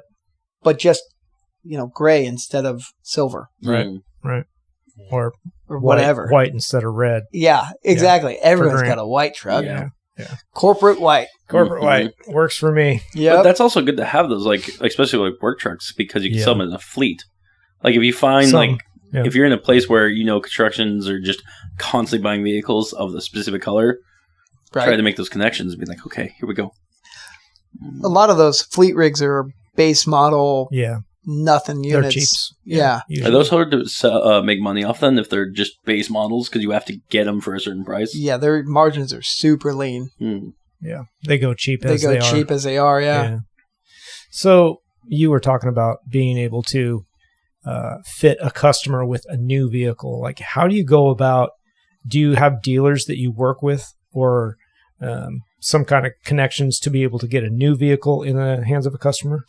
Yeah, so it depends on the car and what they're looking for. So a lot of what I do for that service is you're paying for the convenience, but also the knowledge and the ability to know what's a good deal versus what's too pumped up. So a lot of guys are, a lot of people will call, XYZ dealership who has, set prices because it's the best price. Yeah. So they say. Yes. And I usually no haggle dealership. That's right. And I consistently am beating those dealerships by $1,200 to $1,800. Oh, love it. Oh, wow. Yeah. The people who bought, I sold that a Chevy Equinox EV.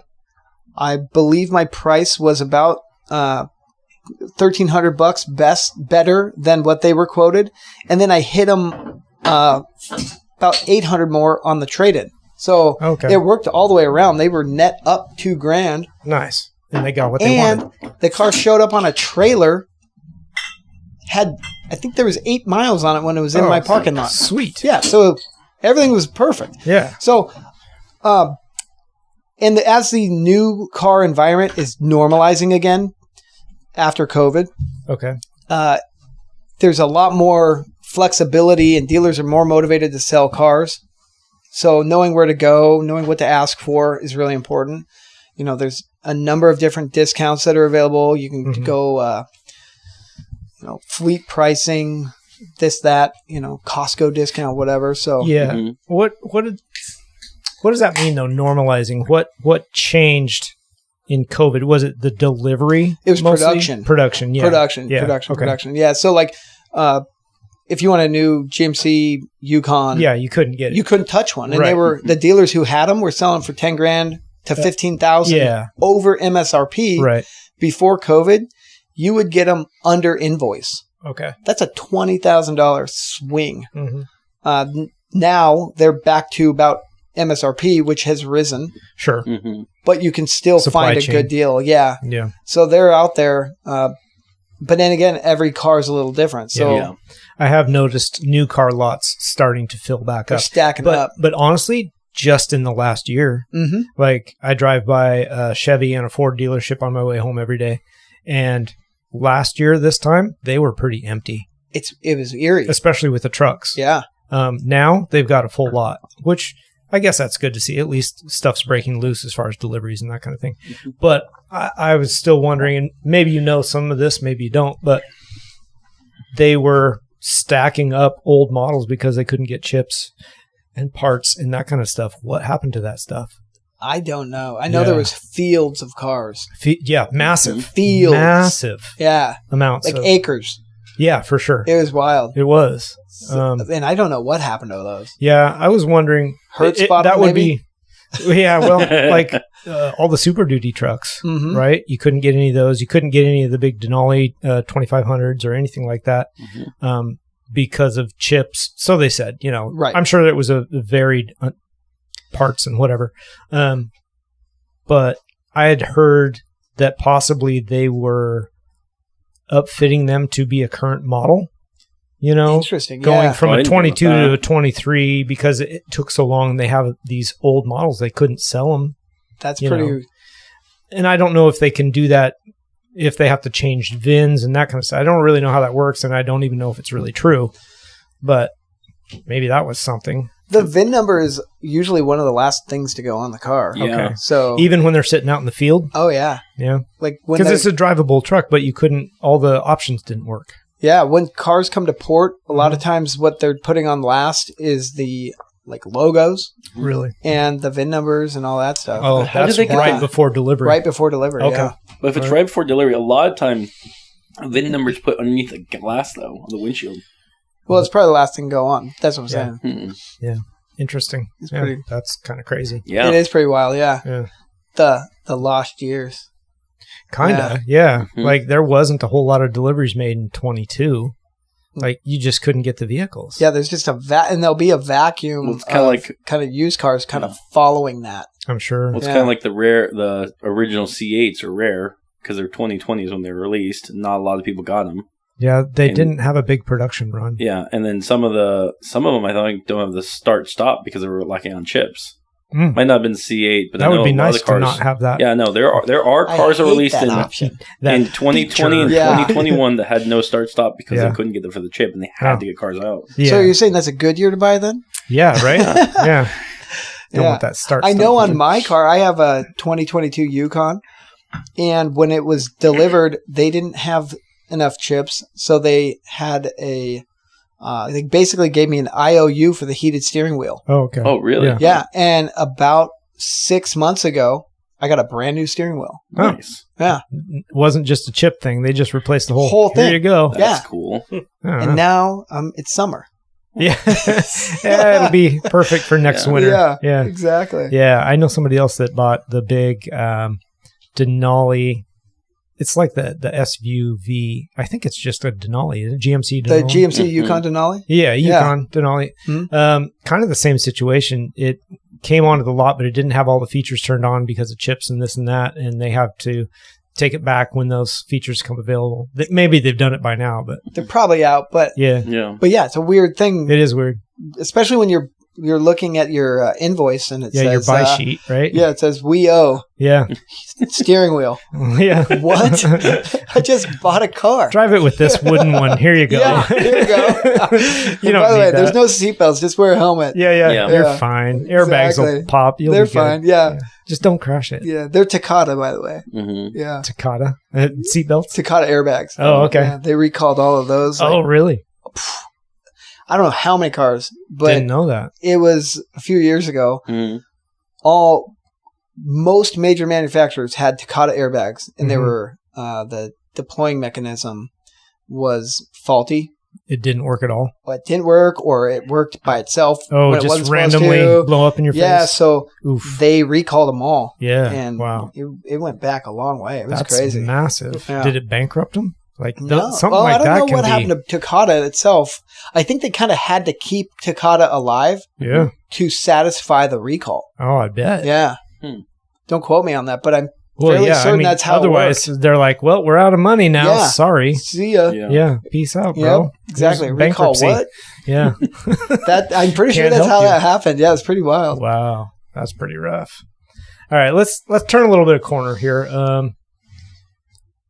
Grant told me that you're into camping, SUVs, trucks. What's your preference for camping? Like he said, maybe you've tried the van thing, you've done the camper thing. Done the pop-up tent. Yeah, we've had tent, them all. like a pop-up trailer tent. Yeah. Yeah, Oh, we've had them. We've had pop-up trailers. Yeah. Love those. Those are fine. Okay. As I've evolved in my camping, that kind of was a little bit of work, you know. And you're so I got a little bougie. leaning more towards Yeah. the glamping instead. Glamping, yeah. So like as I was a little younger, Yeah. that wasn't a big deal. Sure. And then we transitioned into like a travel trailer, Mhm. kind of ultralight, pretty Okay. nice one. Now we've just graduated into another ultralight Passport, and it's got a slide out now. Got the extra room. So now we got the extra room, can stretch your legs a little bit. Yep. So I don't know. Oh, and then I have a Mercedes Sprinter van conversion that's pretty sweet. That thing is sick. I think those things are 4x4 It is. diesel. It is 4x4 diesel, Yeah. solar panel, just go boondock. How much will that tow? That That's what I'm interested That's what I'm in. talking about. Yeah. I'd have to check out the tow rating on that because Yeah. I think it's pretty heavy Yeah.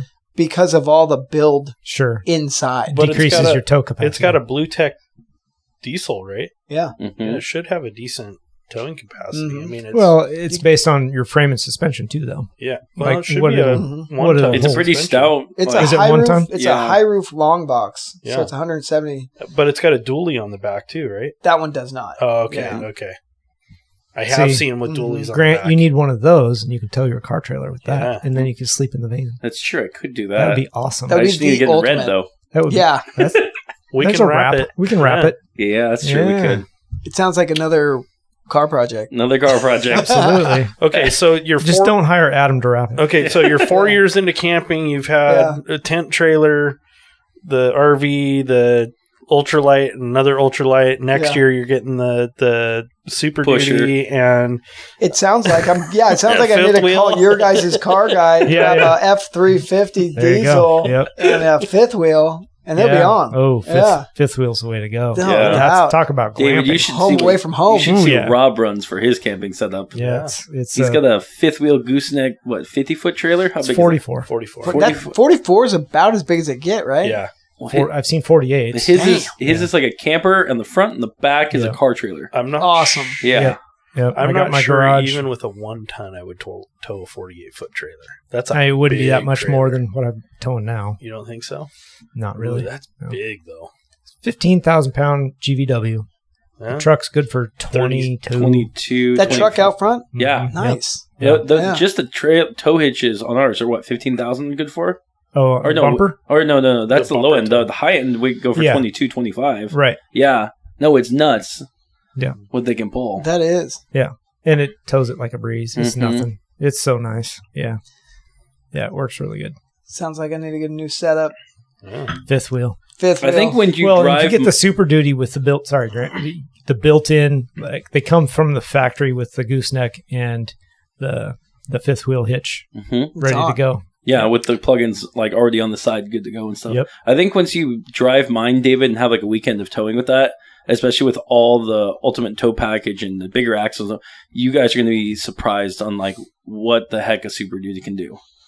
You know? I think it's a great truck. Yeah, it's Yeah. a good truck. There's something to be said too when you're towing, because I've towed boats and all kinds of different trailers, of having too much power. It's I'm way sorry, better. Did you say too much? It's the best because yeah. you just have no concern. Yeah. Oh, yeah. You can fly up a hill, Up the you can hills, no stop. problem. You Yeah. don't really notice it's back there till you Yep. realize you can't see. Mm-hmm. Yeah. Yeah. I mean, Oh, I can tow mine loaded with the car and everything up a pass at 60 miles an hour. that's what I'm It's saying. not a problem. Yeah. That's a good feeling. Yeah, Mm-hmm. for sure. Yeah. And, they've got great engine braking and that kind of stuff. So coming back down the other side, you just set your cruise control. The truck take care of it. These Nice. Jake brakes kick Actually, in. you yeah. guys could ask me Yep. about that. I haven't used that function a lot on there. I see it on there, and You it has should. it has the Jake brake option on, and then the Mhm. Jake brake auto option. Mhm. So what do you guys switch to when Auto. you're going downhill? Do you hit auto, or do you hit it, or leave it on auto all the time, or leave it on, or what? Just leave it on auto. And honestly, as long as you have it on tow haul, it takes care of it. Like you just tap your brake, it shifts down one gear. It'll hold your speed coming downhill. Okay, so put it on auto, even just normal driving, or only like when you're going downhill. Up to you. Okay, Yeah. I haven't needed the Jake brake just driving around town. yeah. No, I I only use it when I'm towing. Okay. Yeah, when I was driving up from Yuma, Arizona with the truck, Mm-hmm. coming down a couple of the passes, I turned it on. Yeah, you set your cruise control and the truck just takes care of it. Yeah. That's Mm-hmm. so It's awesome. beautiful. Yeah. Yeah. Would be Yeah. nuts is because the new 2024 Fords and Up have the Blue Drive, whatever. It's the self-driving mode. I Mhm. want to know if they actually engage that Jake brake while you're doing it. Probably not when you're towing. I think it disables that kind of stuff because, traffic alerts and stuff for your sides, it turns that stuff off when you're towing because the trailer interferes with it. Sure. Have you tried Blue Cruise yet? No, have you? Mm-mm. Yeah. How is it? It's insane. Really? Oh, it's so wild. I had a Mach-E. Okay. I drove it from here over to Eastern Oregon, and you get bored driving by yourself, so you're gonna try out the Blue Cruise. Yeah. Clicked it on, and took me more or less over Mount Hood without touching the steering wheel. Oh, And wow. Wow. there's some sketchy That's like a little nuts. turns. Yeah, some of those you can Yeah. hit too fast. For Oh sure. yeah, and it came in 60 miles an hour, just pulled me around the corner. Steering wheel.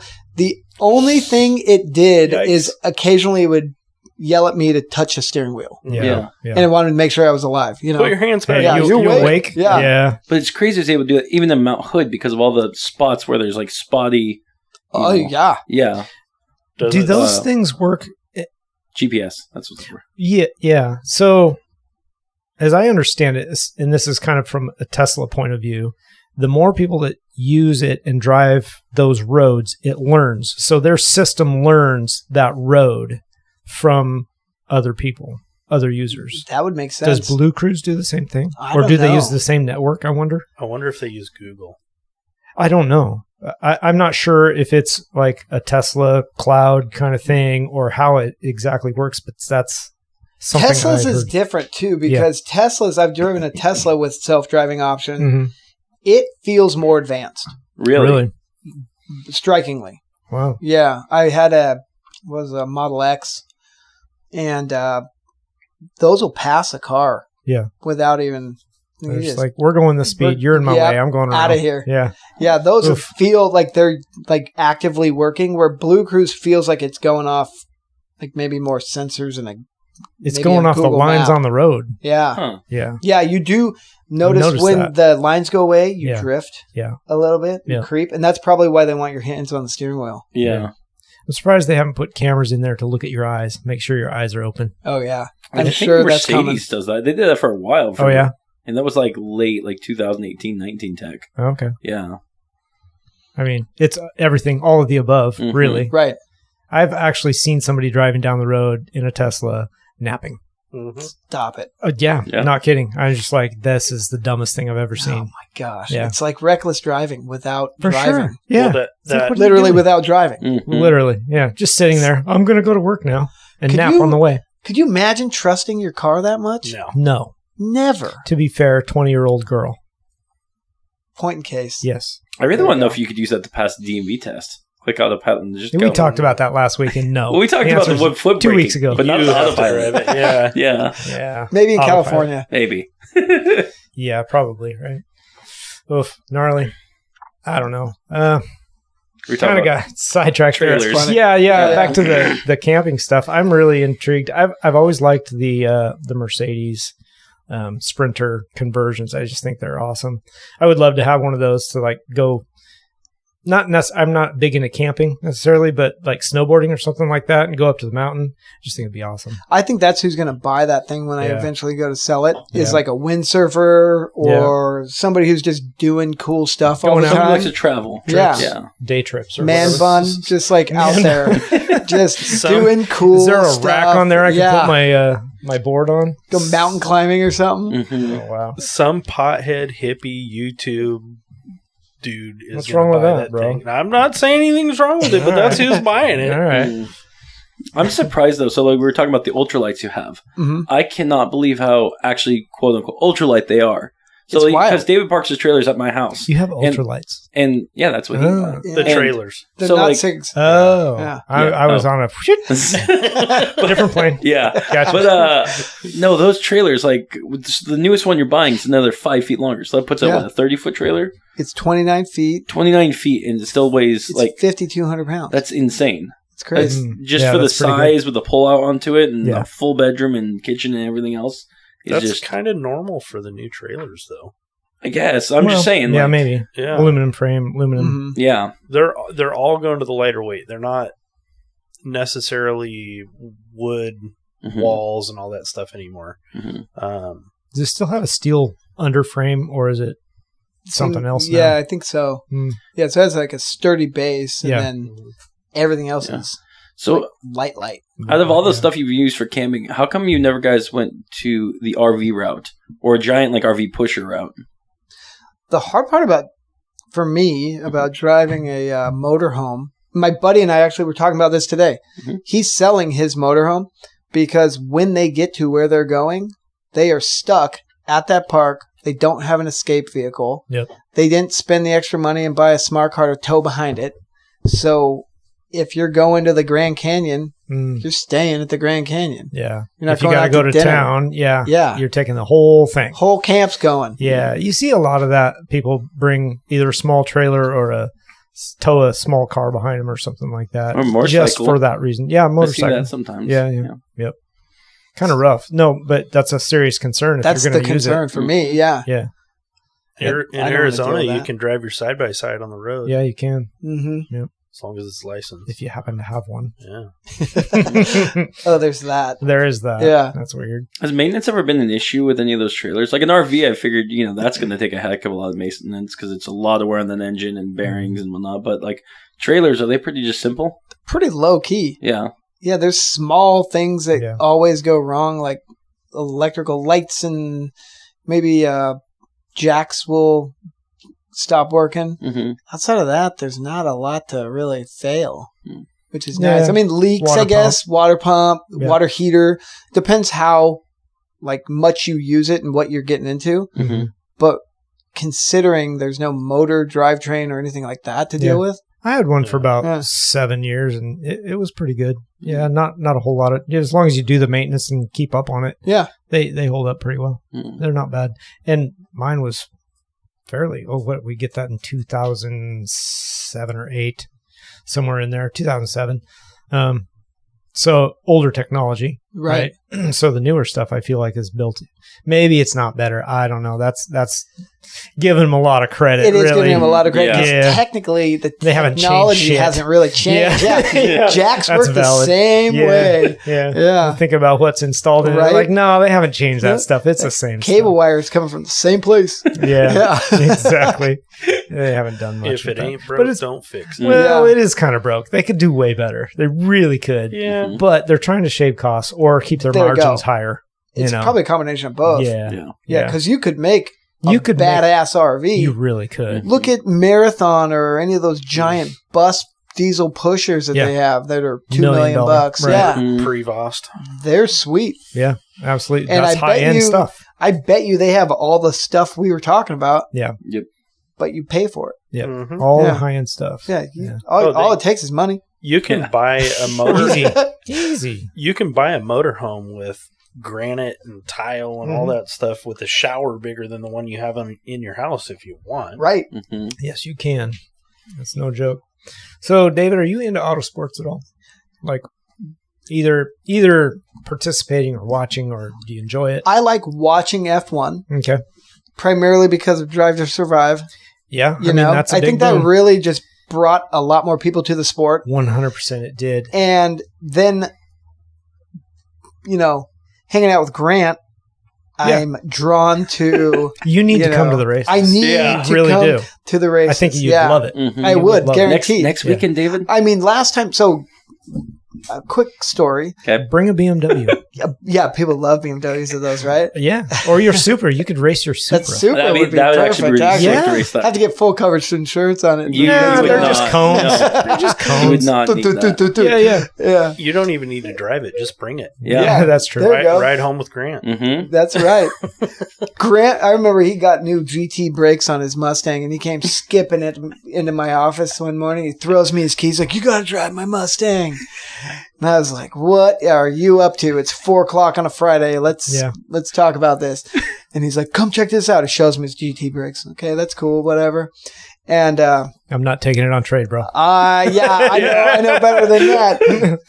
So I was like, "How about you drive me out, and I'll drive back, but just show me kind of like what we're getting What it could into, do. because I'm not gonna just jump into your car and I've never driven it and Yeah. just go nuts, whatever." It's not like I do that all the time. It's like, here, grab it. Let's just kind of jump back in Friday evening traffic. Okay. Oh, yeah, I forgot it was a Friday. So it's a Friday evening You're not traffic. going anywhere fast. No. Yeah. You aren't. You shouldn't be. We leave my parking lot, and we aren't to the stop sign, and he goes, "Just giddy." I mean, you've driven with him. You Yeah. know. I've driven the There's, car. there's music going that I've never heard before. Yeah. My And Little it's- Pony. It's My Little Pony. It's like animated, Yes, whatever. I'm not anime. really sure what it's going on, but Right. I feel like I'm in a bad dream. Yes. Okay. Yes.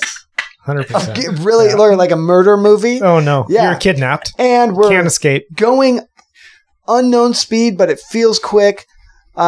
Let's talk maybe 80 miles an hour I'm talking the first. towards a stop sign Yeah. with cross traffic, heavy cross traffic. Mhm. And he's like, "You got to see how fast my car can stop." And he's hyped. So he's yelling at you, and you're Oh, in a boy. Mustang and he's yelling right at you. Yeah. And we're getting to the point where I'm nervous as we are going so fast. We're at the stop sign, and he hammers the brakes. The bottom of my feet cramp. Like I'm there. Hanging on. I am Yeah. dead, and I'm like, all right. He was pushing I the brake. hope my wife knows where all the money is and this life insurance and everything, because we're done. And sure enough, we stopped 3 feet short of the stop sign. He's like, "I can stop this in 60 feet. Holy shit. Take off. We hit a roundabout. And there, of course, again, it's rush hour. It's a speed circle.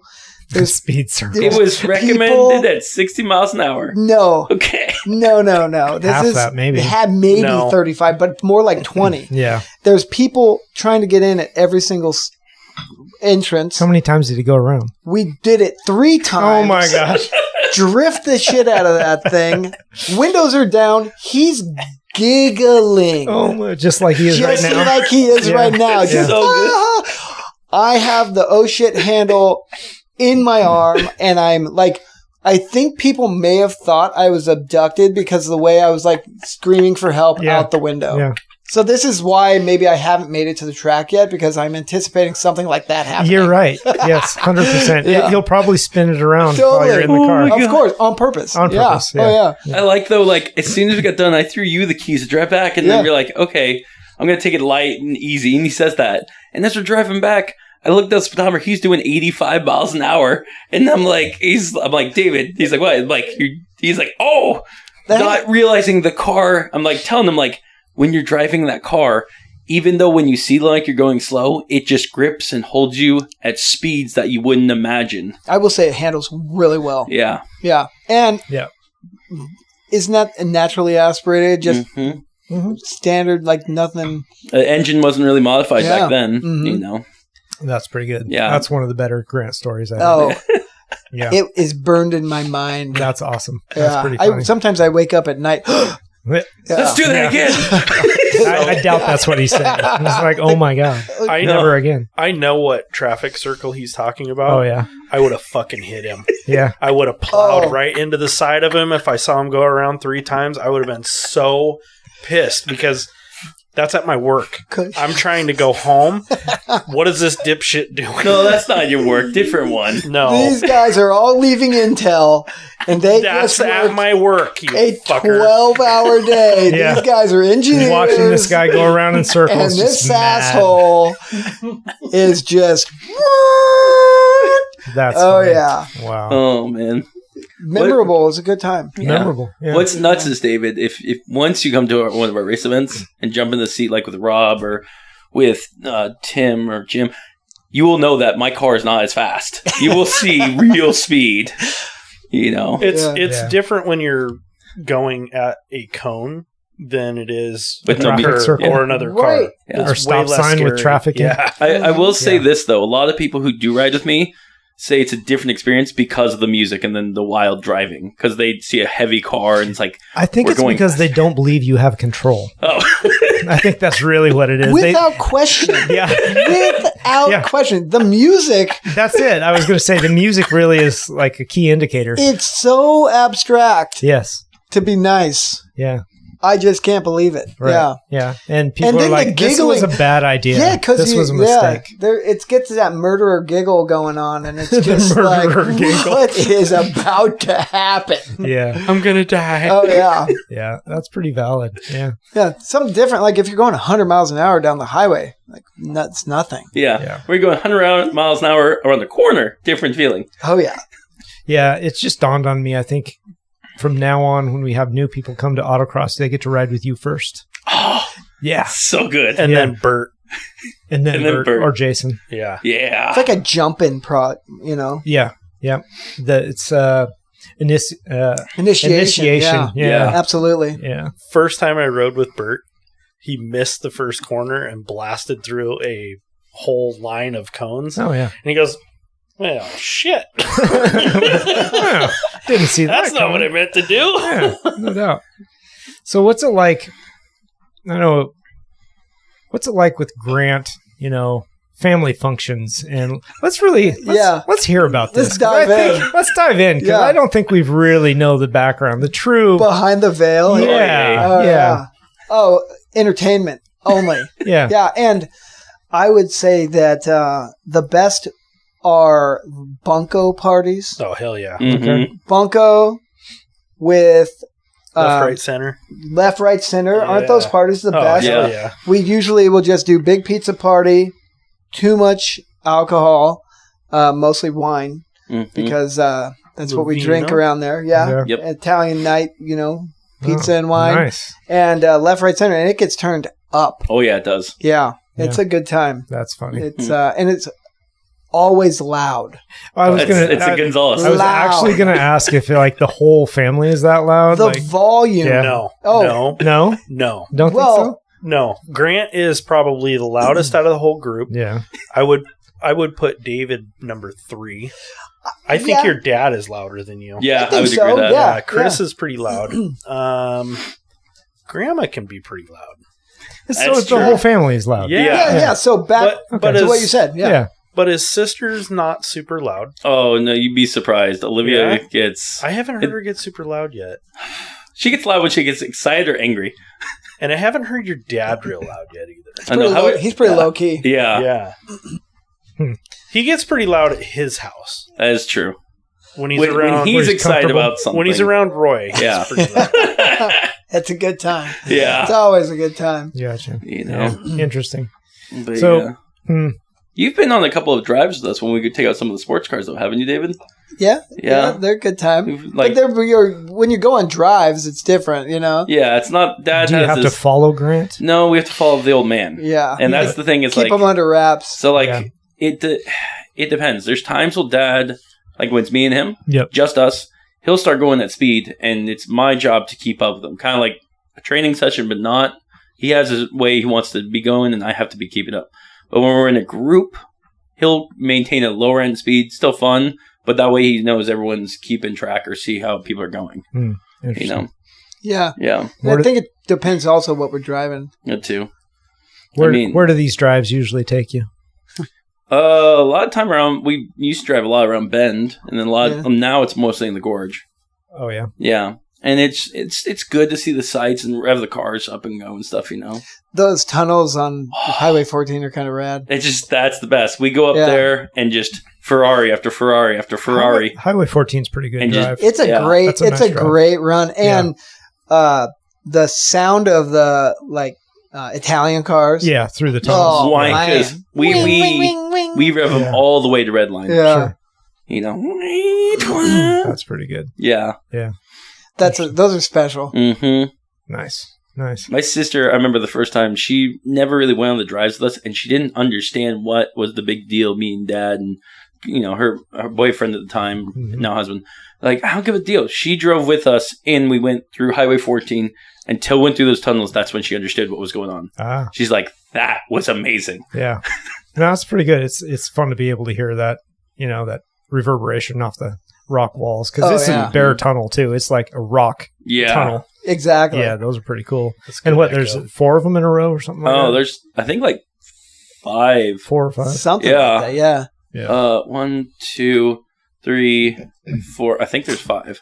But and they're also close together. You're out of one and into the next one. And yeah, I don't remember them being that close, but it could be. Yeah.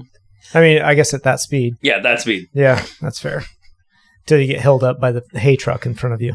Oh, that's when you pass the Prius. Yeah. We're going wine tasting. The PT Cruiser. Taking the wine, the PT Cruiser. I love those. Yeah. So your favorite then, right?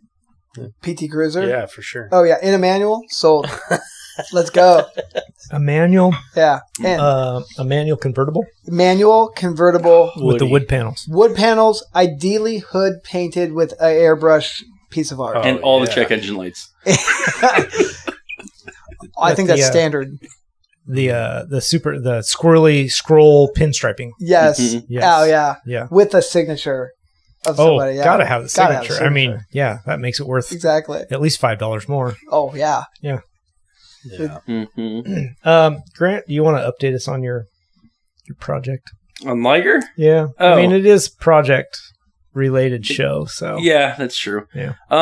Because we were getting ready for Crow's Landing. Yeah. And I was adamant about getting her not only just done and ready for the season, even though she should have been ready like 3 months ago, but I was like, let's dial her in a little bit more. Yeah. I noticed the rear brake pads were really low, and I'm like, you put new brake pads on there. Well, if I'm putting brake pads, might as well do the front, even though I just did them last year.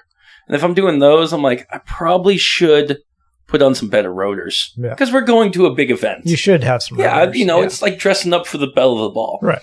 So, Liger was given, HP Plus Hawk pads, more for racing on the cross slash. They claim they could still be used for street. Right. But I'm like, okay. Yep. And we gave her a full set of Talon rotors. Oh, you did get the full set. I got the full set. All right. So that's all assembled onto her. Did you bed those in yet? I have not. Okay. Gonna try to figure it out, but still, she's technically not street legal, so we'll have to figure a way we could bed them in without being on the street. Just take the plates off. Nobody's gonna pull you over. You need a dealer plate. There we go. Perfect. If only we knew someone. And then the other big thing was tires. Yeah. So Liger's always had traditionally, for probably the last 3 years or so, 275 wide tires. Right. This year decided let's put the maximum amount we can on the GT500 rims I have. Because we did get the Apex wheels, and we have talked about how we got those. Right. And those, I knew I weren't going to have the suspension dialed in time, because it's not just pop-on wheels called good. We have to camber in the front, adjust toe, possibly put spacers in, and camber bolts. So with all that being said, we just stuck with the GT500 wheels and put 295s on them. Yep. That was the largest wheel that would A, fit on those rims, and B, it was also perfect because that's the largest wheel you can get in an 18 for the RE71 RS. Largest tires. Thank you. Yes. And that was important because at Crow's, we talked about this. If I was putting Hoosiers on Liger, I would get immediately put into the super modified category. Right. Which he already is. But I still have an interior and all that jazz. I'd rather be in the cam class. So going with these tires now, I'm back in cam class with the RE71. Legal for cam, right? Yeah. Classic American muscle. Yeah. Right on. Complimentary, which means like 2,000 and up. So, Challengers, Chargers, Mustangs, Hellcats, etc., etc. And then the other thing we did is I hope I solved the headlight issue. You did. For sure. Maybe. Maybe. So I replaced the pigtail, have new light bulbs, have installed light bulbs, but the old one, the one of the light bulbs we had last time was burnt, and that's what was causing the recent dimness. Okay. I think it was still from the last one. Okay. Putting in the other one, couldn't get to go dim. So fingers crossed, new light bulbs, that'll solve it. And the biggest thing, the biggest thing. Is it big? I finally cleared the check engine light for the evap code for that sensor that was hiding for years. Found it, clicked it. That hasn't gone off in about 2 weeks. I've started up every day, gone through it, and that should get Liger Street legal again. What was it? It's a evap sensor. So on Fords, there's two common ones that exist by the rear canister, by the fuel tank, and then one that fits up front by the engine. And those have been replaced. There's one more that's not really well known because it doesn't go out very often, and it sits right above the differential. And the wire goes parallel with the differential and the driveline, so you really can't even see the wire that goes to it. So finding that out, and I was like, hey, replace that. Just finding the part alone was a pain in the ass trying to find a brand new one. Yeah. Got that, and boom. Cleared it. All good to go now. Nice. Yeah. So I'm happy to have her go street legal again. So what? Now you got to put like 100, 150 miles on it before you can have it smogged, right? I'm trying to figure that out. I got to get the readiness monitors off that, and we've done this once before where we had to go through the readiness monitors, and with a Mustang, has to be above. Let's see. The readiness monitors require it to be above 40 degrees, less than 85 degrees, must be less than 80% fuel tank, must be within 15 minutes of a cold start. You have to be at 55 miles an hour and maintain that for a total of 15 minutes. And it has to stay constant. It can't go above that. It can't be at 60 miles an hour. It can't be 70. It has to be 55. Interesting. And so the other thing is you can't also slow down below, I think, like 50 miles an hour. So the solution for that was go and drive towards the beach and just pray there's no traffic. Yeah. And if you fail to do all those, it's an 8-hour wait before the computer resets and lets you go through it again. Oh, even that's annoying. Killing the battery won't do it. So sounds like you need a trip permit. Yeah. I need to get one of those.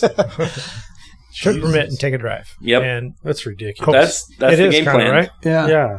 You know? That is the dumbest thing I've ever heard in my life. Yeah. And Ford's not the only one who does that. Chevy does it. It's a little bit different. But like the readiness monitors, for those who don't know, once you clear a check engine light and you think everything's so good, the computer then every car has to soft ECU reset itself to say we've met these requirements. It meets all needs. The biggest one is the emission part on your computer saying this code is ready to go through. That must be the fastest way to get it to re-recognize everything because the last time I went through DEQ with codes that I cleared, they're like, oh, you recently cleared codes, you're going to have to drive it around for like 100 miles, 150 miles. Correct. Right.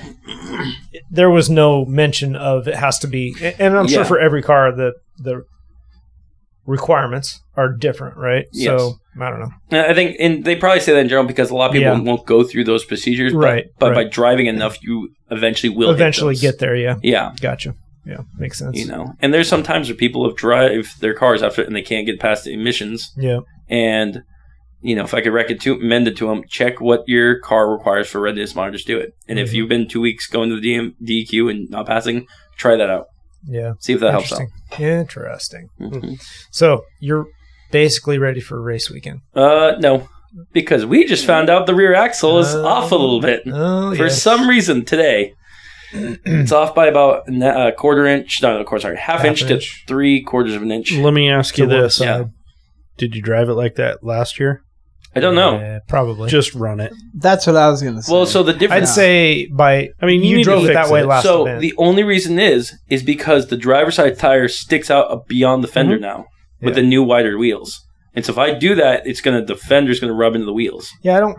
I think you need to look into it. Yeah. I don't think the fix is going to be that hard. No. You just I don't think so. I hope shifted. I'm knock on wood. Yeah, I don't think so either. And then the other big thing was Rob was gracious enough to let me have those R7 Hoosiers with 315. Yep. So we got to see what a wide wheel looks on Liger, and let me tell you, that is aggressive. you're gonna put those on the back. You're gonna run them. I will figure that out. I want to run the RE71s. I think probably first.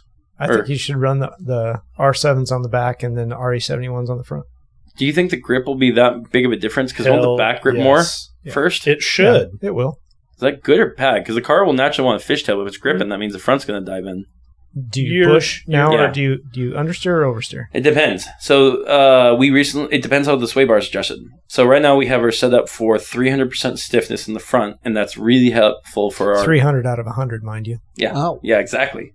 And it's actually pretty big because last time we ran this is a side tangent, but the only other time I ran it at 300% was 3 years ago running BCA for about a season. And after just, 6 races, 8 races running that way, we lost a what are they called? Sway bar mount because it broke it. And that's my guess is why they don't make them up to that big anymore. They only make them up to about 200% now. So I had to make custom sway bar mounts that were like 1/4 inch thick, 3/8 thick to fit around that to hold on to the new sway bar if I was to go to that level. And mind you, with the Corvette and Viper Club at the higher speeds, way more easier because less body roll in that car. Yeah. Makes it less dive. Yeah. But when we're on tighter courses, like a BCA course or WMC course, where it's like more fitted to Miata or Ford Focus, something smaller, dial it back so it goes down to 50% softness. You get the easier roll of the body, less pushing. So it really depends how she's set up, because she will push if the stiffness is there. If not, there is no pushing at all. I think I'd just run them. I'd do it too. Yep. I mean, if you think about how Rob's car is set up, right? You got 315s in the front, 335s in the back. Yep. It's about the same ratio. Yeah, it is. Yeah. But it's set up for that. But it's also different tire compound. We're talking RE71 200 treadwear in front. Yeah, but and R's. So those R's are not going to heat up as fast as your REs. And David, just to give you clarification, what we're talking about is, so the RE71 is like the best, technically, street tire you can get. One of. I claim it is. I know the Yokohamas are better. Yeah. The A7s and the R7s, what we're talking about, are essentially just slicks. And they're built, like the R stands for race, A stands for autocross. Absolute they are slicks. Yeah. Well, they're not there's essentially. No essential they about it. Yeah. There's no tread. They are racing. There's tread. There's very little on there. They're Hoosiers. No, those are wear marks. I thought it was for the one droplet on the track so you don't spin. Okay. No. It doesn't work that way. Oh. those are wear marks so you know when to replace your tires. So anyway, the R7s are not going to heat up as fast as your RE71. So if anything, you're going to have oversteer. But I would run it. Okay. Yeah. I mean, bring both. I'm going to bring both for sure. Yeah. And the main thing is at least the backs I can fit on without having to do a modification to Liger. Right. Yep. So that's the big thing. Yeah, for sure. Yeah. That would be fun. Mm-hmm. You stop making excuses. Yeah, just go. Do it. Come on, man. Yeah. Do it. You'll never know until you try it. That's true. That's very true. What's the worst that can happen? You got to change tires again. That's true. Boo hoo. Yeah. Right? Yeah. Yeah. So you run 5 runs in the morning. Yeah. And if you don't like it, swap them out. I just gotta. Okay. Here's the thing. If it's gonna be hot too. If I put them on, that means I'll go faster, and then Derek will be upset because he'll be in second place now. Okay. And they'll be like, "Oh, he'll be like, those are cheating wheels." I'm like, "Oh, those aren't cheating wheels." Calling you out, Derek. What's he run? He runs Hoosiers. The same things on the back? No, he runs A7s. These are R7s. Yeah, for race. Yep, that's it. Here we go. All right. Well, that's funny. Yeah. I did a bunch of work on mine too. I took on the huge project of changing out all my control arm bushings from the stock rubber to polyurethane, and that took 2 days. Real fast. 3 days. Real fast. For the listener, can you tell David and the listeners what you're driving? 2007 C6 Z06. Nice. Corvette. Yeah. In a beautiful black with red accents. Yeah. Red seats, red roll bar. It's gorgeous. Red pinstripe. Let's see if we pull a picture. I love those. C6 is awesome. Oh, yeah. It's such a good car. Those are great. Yeah. You ever see any of those come through? I do a ton of C5 and C6 Corvettes. Nice. But none of them manual. I had a manual the other day. Yeah. And I had a dude drive all the way down from Seattle to pick it up. Wow. Because he wants to get into autocross. Oh, perfect. Not even joking. The guy was 28 years old. Was it a Z06 or base? It was just base. Yeah. Yeah. I think it was a 3LT or something. That's the car. Oh, yeah, that's mine. Oh, there we Oh, go. yeah, that thing's hot. Yeah, I like that car a lot. Been doing a lot of work to it. Readjusted the alignment, a little more camber. Had to change out motor mounts because my stock mounts broke 2 weekends ago, something like that. And stock motor mounts are liquid filled and naturally. Yeah, so they reduce a lot of vibration. But I put poly mounts in it too. So yeah, done quite a bit in the last couple of weeks. Those are fun. Ready to go. Those are like, even the base ones are like the most horsepower for the money. For sure. Oh, yeah. It's crazy how cheap 400 horsepower is. Yeah. In a Corvette. Corvette is a fantastic car. Really and a reliable one. Yeah, that's true. That is very true. Yeah, even the base one is a great car because you can just tinker around and modify as you go, and you know what you're looking at when you open the hood. Yeah. Yep. That's the other thing. Well, do you? You can act like it at least. Yeah. You can kick the tires. Yeah. There's a motor in there. Look at that. It is. See? Yeah. I just listen to this when I start it. Exactly. I just realized something. All right. So totally different. Rob, you might know this. For the relay race this year, do we have any input on what the items could be for passing over? Probably not. Okay. I was going to say, because Corvettes are known for having big trunks, for how many golf clubs you could fit in the back. Oh, that's Could terrible. you imagine You stop relay? it. No, I'm not playing if that's the case. You would have to get out.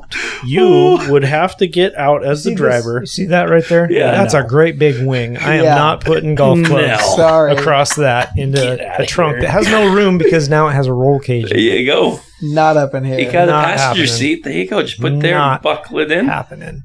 That's ridiculous. So do we want to talk about the project I'm planning? Yeah. Yeah. All right. There is one? We have a boat in Alaska. Oh. It's not a Mustang. It's not a Mustang. This is unbeknownst to me. Yes. Yeah, we have a boat in Alaska that I am currently working on getting the tools and wires. Tooling up. And new fuse block. What kind of boat? It's a 21-foot Boston Whaler with a Honda VTEC 250. Those are pretty cool. Mm-hmm. Yeah. That's an outboard? Outboard. Okay. It's only got like 150 hours on it. Wow. Yeah, it was Where's this at? This is my wife's dad's boat. Oh, okay. It's up in Alaska. Yeah. Southeast. And I'm going up there for 2 weeks at the end of What's August. the closest city in Southeast? Like, where are you at? Just so we can pinpoint. It's on an island. Yeah. The closest big city? No. Okay. Town. Craig. Village. Craig? Okay. Okay. Craig, Alaska would be probably the closest thing. Okay. So you fly in and do you take a puddle jumper or do you take a boat out? Yes. Okay. Either one. One of the two. Yeah. Okay.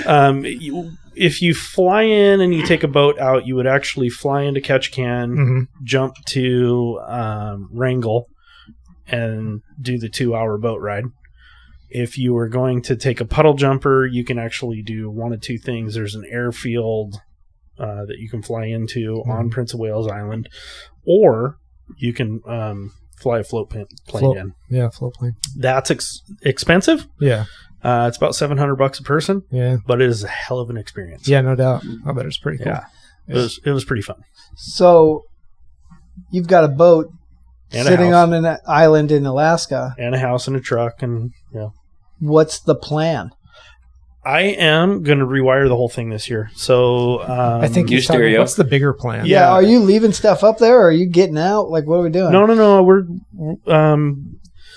the great thing about Alaska is you don't have to stay there all the time. Yeah. Well, two things, right? I'm going to start going in the summer because eventually my wife and I want to have a home in Arizona and one somewhere else. Well, she already owns one in Alaska. So, we're not getting out. The cool thing about owning in Alaska is there's no property tax. Nice. But if the house burns down, you can't have insurance either, so you got to rebuild on your own. Oh, I didn't know that. Huh. But yeah, I mean, she's got a truck that runs really well. She's got a house. There's a boat. I'm going to fix the boat up so we can do some fishing up there this year. Neat. And so you need to rewire and do some maintenance items. And yeah, that's cool. Now, here's the fun thing. Grant. So, the old TV show, Gilligan's Island. You're stranded. Roadkill. No, sorry. What's the one where they buy shitty cars and there's all kinds of those. Pimp My Ride? Yeah. No, they buy shitty cars. That's a show with Exhibit that they they barely Roadkill run. Garage. They basically fix them and drive them back to wherever they're going. Okay. I think she also owns a Ford Bronco. Oh, really? Like which year? Like early 70s. And you didn't tell me this? It's like 80s. And you didn't tell me this? It's Bronco 2. Hold on, I'm getting there. It's a Bronco 2. Yeah, no, exactly. Not a Bronco 2. It's full size. Oh, I love the full size. It's full size. It's Ford. God, what is it? Full size. 351. 351. Doesn't run. No. Tell Grant it's right now. There's the project. Hold on, right now. That's the second project. Yeah. So I have an idea that I want to run by my wife. I think I know where you're going with this. No. Don't even try to go anywhere with this. Just hold on. Let me talk. Just hold on. Next year. So this year, I want to go up there and assess. Okay. And I want to talk to my wife about it. But what I want to do is take a trip up there, set 2 weeks aside, and go up there with a couple of guys that are interested, rebuild this thing. Try to make it run. And then we got the Gambler 500. Hold on. No. I want to give it to a kid up there. Grant can't control himself. I want to find an underprivileged kid and donate it to them. Can I be Here's the a truck underprivileged that you have to work on all the time. Yeah, you're welcome. You're welcome. And I'm not giving you any tools or money. But what I want to do, actually, and that's where it comes in. Yeah. I want to find some sponsors for this. I want to find a new motor. You're getting deep now. Yeah, you are. I mean, just make the one not brand new. Yeah. Not brand new. And I don't know how bad it is. Yeah. Right. So I kind of want to bring a Hence different block. You got to go assess. That's right. Right. I need to assess. See if it even turns over. New fluids. Yeah. It's probably got some mold in it at this point, so it might need to be pressure washed on the inside. Sure. So I want to figure out how bad it is. A little But bleach and pressure washing. I think it would be a cool roadkill type project. I think you should go up, see if you can make it run, and see if you can drive it home. Yeah. That would be fun too. Yeah. That would be fun too. I He's think stranded on the Elkham Highway. Do a poll on our Facebook. Say, how will Jeremy make it back? Yes, no. Right? Yeah, exactly. Follow him along the way. Yeah. we won't be that far north either. No. Okay. Yeah, the Elkham Highway I think starts in Canada and goes up into the mainland. Yeah. Alaska. This is like, if you want to get to it, you're taking the Alaska Marine Highway. Yeah. Yeah. We'll be on a ferry. Yeah. Jeremy, I think we'll be so far up. I'm not gonna be able to bring a portable stereo. We'll have to fix that radio. Oh my gosh! Could you imagine that drive with Grant, no radio? I'm making him wear headphones.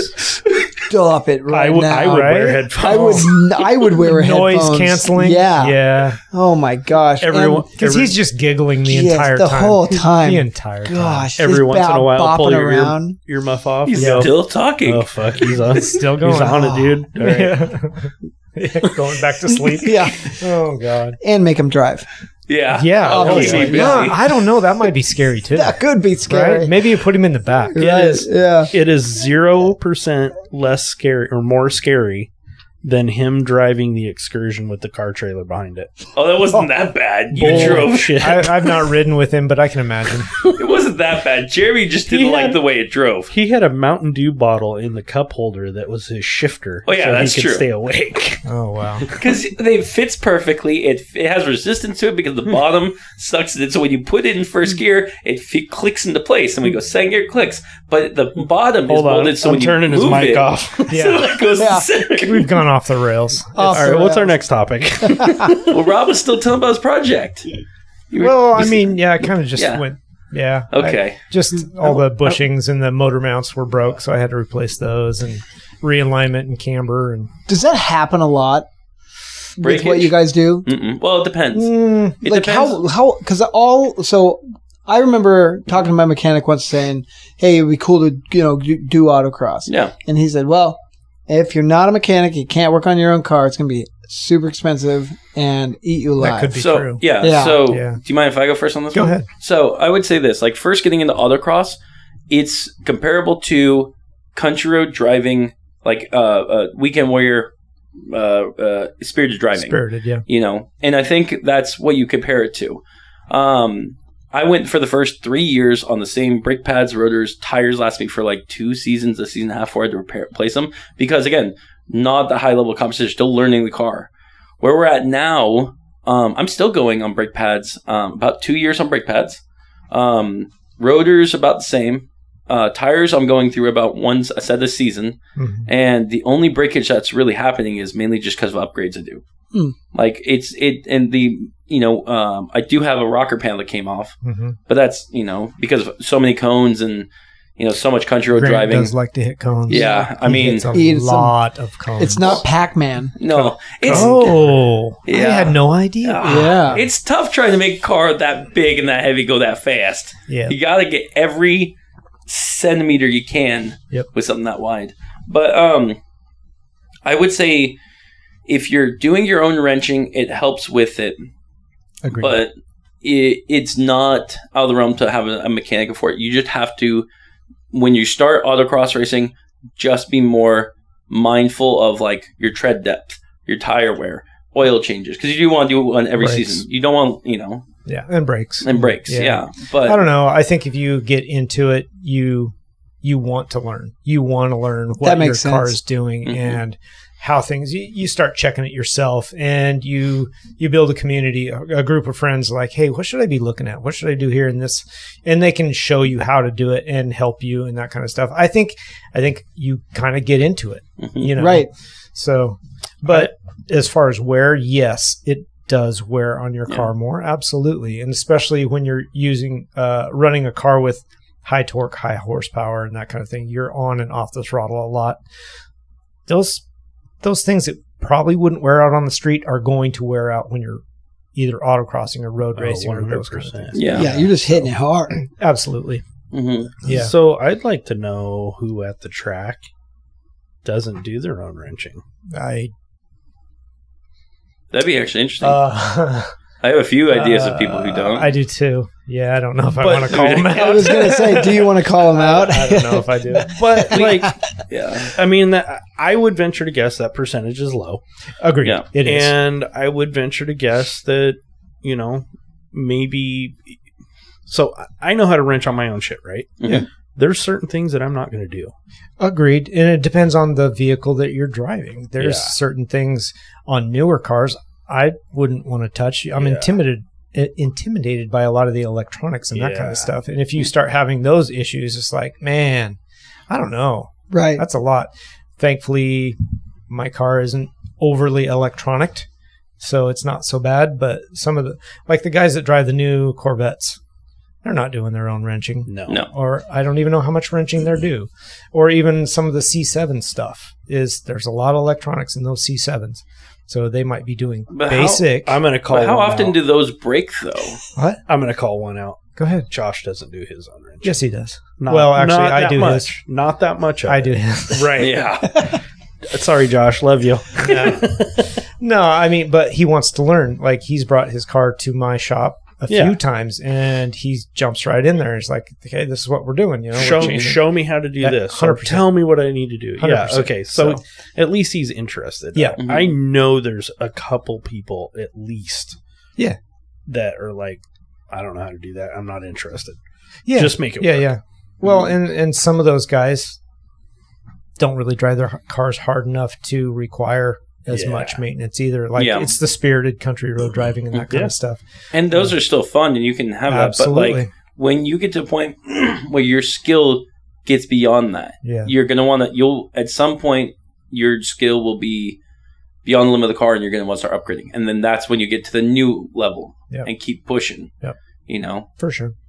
And that's the C5, C6 that you were saying. Those are great platforms because you can still work on those cars. Yeah. Like, they're really good. As long as they have a lift. We had a guest recently on, David. Yeah, that really helps. It really helps. Yeah. David, we had a guest on recently, Derek. Him and his dad had is it a Z06 or base Corvette? It's base, isn't it? The red ones? Yeah. It's not the base one's it's a base, but they put a... Yes. Yeah. So Z06 trans in it. Correct. No. Motor. But beforehand, they kept it as a base model. Mm-hmm. Yes. So they had a base model C5 Corvette, and they kept that stock for 10 years before they actually put some upgrades into that. Mm-hmm. And to give you an idea for the jump, Derek was doing fairly well before him, but he was like in the, 13th, 10th place roughly. Yeah. After they put, after driving and learning to that limit, they put the new motor in it, did, a bunch of work to it recently. First time ever, Derek's now number one of the pack and competing for that. Like, those cars are, are stellar. And again, that's something you keep at a stock level and don't really, kind of like a Miata. You can do a lot with a stock Miata. Yeah. It's a good looking car too, though. The Corvette or the Miata? No, the C5. Yes, I agree with that. Yeah, it's a great car. Super good platform. So. What's the intimidation for you, David, for going into autocross? You. Other than that.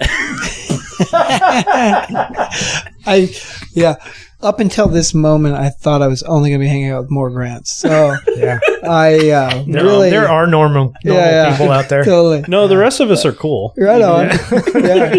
I think right now my life surrounds around my kids and stuff. Yeah. So I bring them. You know how much they love that. They would probably go nuts. Yeah, so good. But put them in the seat. Yeah. Yes, because you usually consumed all Saturday and all Sunday. Yeah. Right. Yeah. No, not all. Where do we go in the morning? I am. If you win, you are. So Well, Grant's not busy on Sundays too. It doesn't have to be that way, but yeah. I think the time aspect for me right now. Mm-hmm. Yeah. But as my life evolves, But I think start by a visit. I think it would be a fun time. You don't have to jump full in, but come up and visit, take some rides. Totally, it looks super fun. Yeah, it's a good time. For sure. Well, in that car community, I mean, it's like you can go to a Cars and Coffee, meet a bunch of people. Yep. This is Cars and Coffee on steroids. Yeah, think about that. This is coffee and driving. Yeah, absolutely. This is coffee driving fast. Right. Yes. You're not talking and hanging out. Yeah. You're doing things. Oh, no, you're talking and hanging out. Yeah. Oh, yeah. That too. Running a car pretty hard. We do make a weekend out of it. Like, it's fun from the time we get there, Absolutely, yeah. And then the camaraderie at the end is just amazing too. Oh yeah. We've talked about this many times. Yep, for sure. Like, I'll go up on a Friday afternoon and I'm one of the last to leave on Sunday. That's awesome. Yeah. So. And do you roll your fifth wheel every time? Yep. That's so sick. That's such a cool setup. Yeah, so that's you my have little home. Yeah, you have your home away from home. I do. And you're at the track. That's awesome. The front, 14, 18 feet? It's 20, I think. Yeah, 20. It's got 20 feet of living quarters. Yeah. So I got a king-size bed and a full bathroom. Perfect. It's nice because the weekend thing, because there's a lot of people that stay the weekend. Yeah. So it becomes like every month there's a camping trip with cars. Yeah, for sure. And if I can find more events, there's more. I did 2 last month. I'll do 3 this month. And it's good. Get the Blackstone out. Make some good food. Let's do it. Yeah. Heck yeah. If you ever do something like that, David, any idea what kind of car project you would jump into? I wouldn't even know where to start. I would have kept that R32. M2. Yeah. M2 competition. There you go. Yeah. I just sold an M3 competition the other day. Yeah. That's a fun car. Yeah. That was a fun one. Honestly, your Supra would be perfect. It would be. Really good. Except for it's an automatic. I don't know if that makes a difference. It's more of like paddle shifter automatic. Yeah, it's paddle shifters. Yeah, it'd be good. Yeah. Like we've got people that do drive automatics and they are fast with those. I would say it's more of just friendly razzing. It is. People. It's friendly competition. You know. You get out there and you learn how to really drive. Yeah. That's the exciting part, I think. How old are your sons? They're 11 and 13. And they're all about cars. And they love cars. Right there. Yeah. Like that 13-year-old. Now, they're not old enough to ride yet because you have to be a certain age. But like once they get there, and I strongly recommend that they start driving autocross. It's such a great learning tool. Oh, seriously? Yeah. It really is. Like you want to learn how to control your car. Boom. No better place to do it. As well as like if you're in an emergency, like you need to make an emergency maneuver, don't get yourself more in trouble. You're going to know what that car will do. You know how to do it, and it's instinct. Mm-hmm. Yeah. So it's great. And pulling up to that track the first time and seeing that black GTR, come on. Yeah. Black GTR? The one David has. Oh, sorry, ACR. Oh, ACR, yeah. Oh, yeah. Jim's got Jim's he's got a 900 horsepower or 800 horsepower, 9-liter ACR Viper 2017. Yeah. Black with silver stripes? Dark blue with silver stripes. Dang. Yeah, those are hot. Yeah, and it moves. And he puts down some times in that thing. Mm-hmm. I bet. Being a passenger, it's so much fun. Yeah. Like, of all the cars we've been in, that one, you feel the torque the most. It punches you. I don't think I've ridden in it since he got the 9-liter. Really? Yeah. No, like there was times where I ridden with him last year, and I was like, it's taking my breath away because just so much a punch. Yeah. You know. That's cool. Yeah. I'm gonna see if we can find a picture real quick. Very cool car. Mm-hmm. Okay, so I got another question for you. What 3 cars are on your list of I really want to drive it someday? Because you've driven some pretty good cars. Yeah, I've driven some cool cars. Yeah.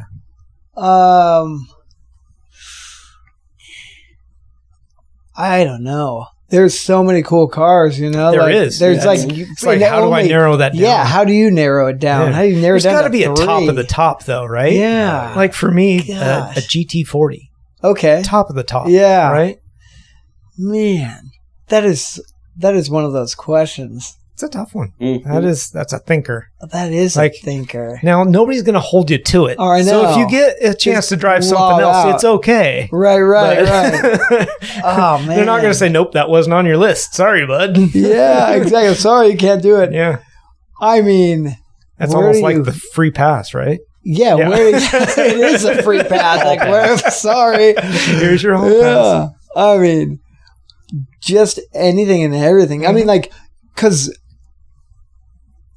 I mean, I don't know. There's some certain rare Ferraris are pretty exciting. Yeah. You know, things like that. Mm-hmm. What I found is I always thought like Lamborghinis were the thing until I drove one. Yeah. And then it was like, It's almost disciplined, some of the exotics. Yeah. But I've always been a Lamborghini guy myself. Right. The looks are honestly never even driven one. And I love the Lamborghini Miura. Like that's so cool. I would take that car in a heartbeat. I don't care what shape it's in. Doesn't matter. But yeah, I don't want that disappointment, that superhero disappointment, right? Right. Yeah. Yeah, like I did I drove a Huracan and it was really cool. Yeah.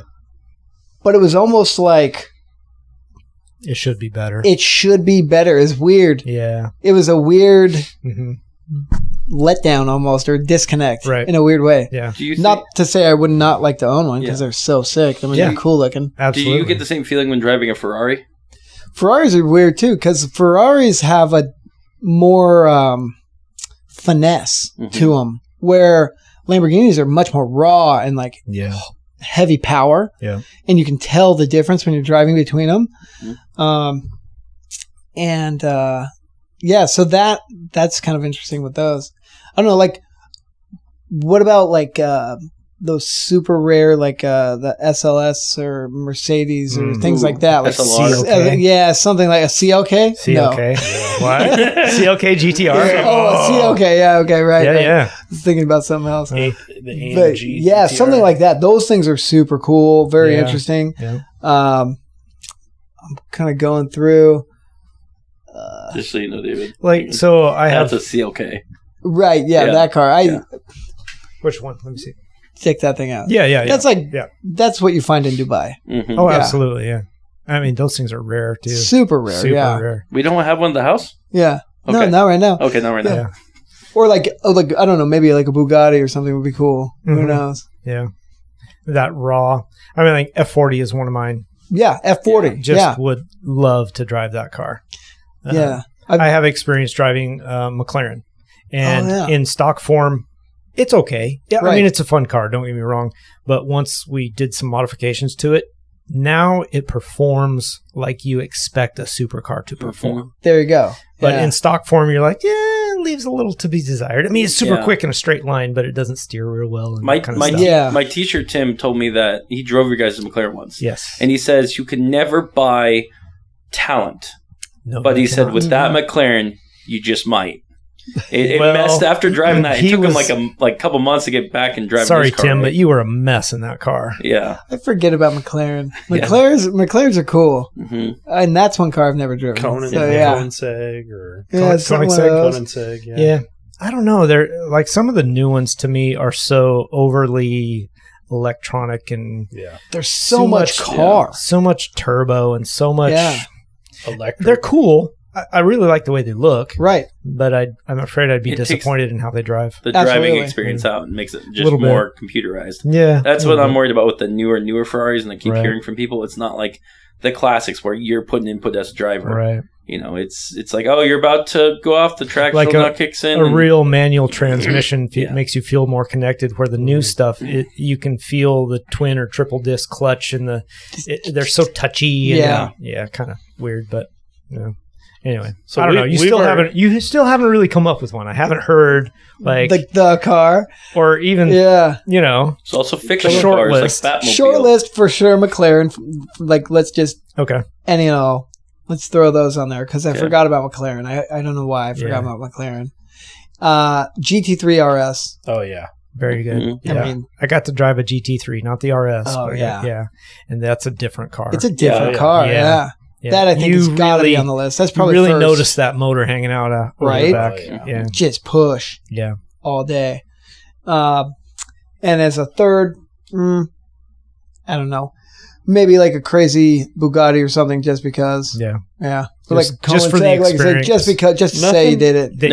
Older. There'd be no older cars, David. Something in a straight line that goes 300 miles an hour. Nothing in the dirt. Come on. Yeah. Not everybody's a monster dirt guy. truck. I've driven a fire truck before. Really? Okay. That's cool. Which was pretty badass. I've driven a cop car. I've driven a. Did you get to turn the lights on? I was on a closed course. All right. In a police car. All right. It was a Ford Explorer or whatever they are. Yeah. That's boss. And I had a motorcycle cop tailing me, and I had a 6'4" lady cop sitting next to me telling me to go faster. Oh, I love it. And if I didn't hear the wheels screeching around the turn, we'd had to do another lap. Oh, that's awesome. It was so cool. Such a satisfying day. So what was the event? What was this for? I did an emergency services day for the city of Hillsborough. Oh, wow. And it was nothing short of awesome. Where did you get to do that? Wow. It was at Ron Tonkin Stadium. Really? Oh, yeah. okay. And we had a cone course set up in the parking lot. Playing autocross. Yeah. Playing autocross with cop cars. That's awesome. Cool. Yeah. And then we got to drive a fire truck, which was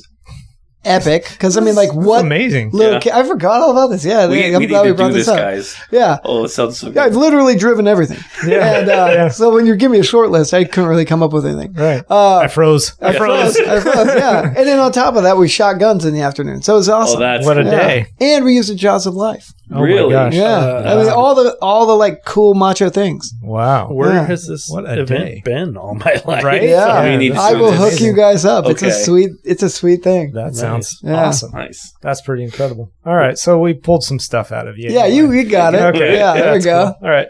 So for you personally, what car is a hard no? Hard no. Hard no. Like somebody's handing you the keys. Here you go. Just drive it. Yeah. And you're like, nope.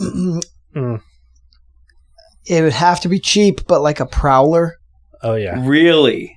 Those are horrible. I love it. That car is the worst car ever. That car has come up before. That's it is great. the worst car. Or honestly, I love this question. Yeah, the Prowler for sure. Yeah. Or the HHR. Yes. Why'd they make that thing? That is so funny. Give me a break. Like, the PT Cruiser needed competition. Yeah. That's exactly right. Excuse me? Yeah. What are you doing? Let me ask you something about the HHR. Have any of you ever seen one in bad condition? No. Oh, yes. They're always dialed in. They're always pristine. Yeah, and red. And the guy who owns it has a ponytail. Really? I've never seen a white one. Yeah. Yeah, I've only ever seen red ones. Never seen any other color. I feel like I've seen like a dark blue one once. Really? Yeah. Okay. Yeah, but they're always pristine. Mm-hmm. Yeah. I think the one I saw was blue, and it was a shit box. It was like I've never, and it was a ponytail guy. Really? Oh yeah, Thank you. Ponytail guy. Yeah. Oh yeah. Pretty sure he lived in a trailer somewhere. Oh yeah, but he's got an HHR. But he had an HHR. Hell yeah, that's cool. Okay, so same question on a professional level. Somebody brings in this car to your lot, wants to trade it in, and you just have to say no. What is it? Salvage title. Yep. Ooh, we don't touch salvage title stuff. That's fair. Okay. But is there a car like an actual car? Yeah. Yep. Okay. Yep. It would have to be like a highly modified, like something PT Cruiser or something of that effect. Yeah, HHR, same deal. So, but if it's not modified, it's just regular old car, you'll take it. You just be like, usually, here's the deal. There's a number for everything. What about the other day? I took in on trade a 300,000 mile Toyota Camry that could be confused for an ashtray. Oh yeah, yeah. You know, but you gave him a number. Yeah, I mean, it was like $300. It went to the scrapyard. It went away. It was fine. Yeah. But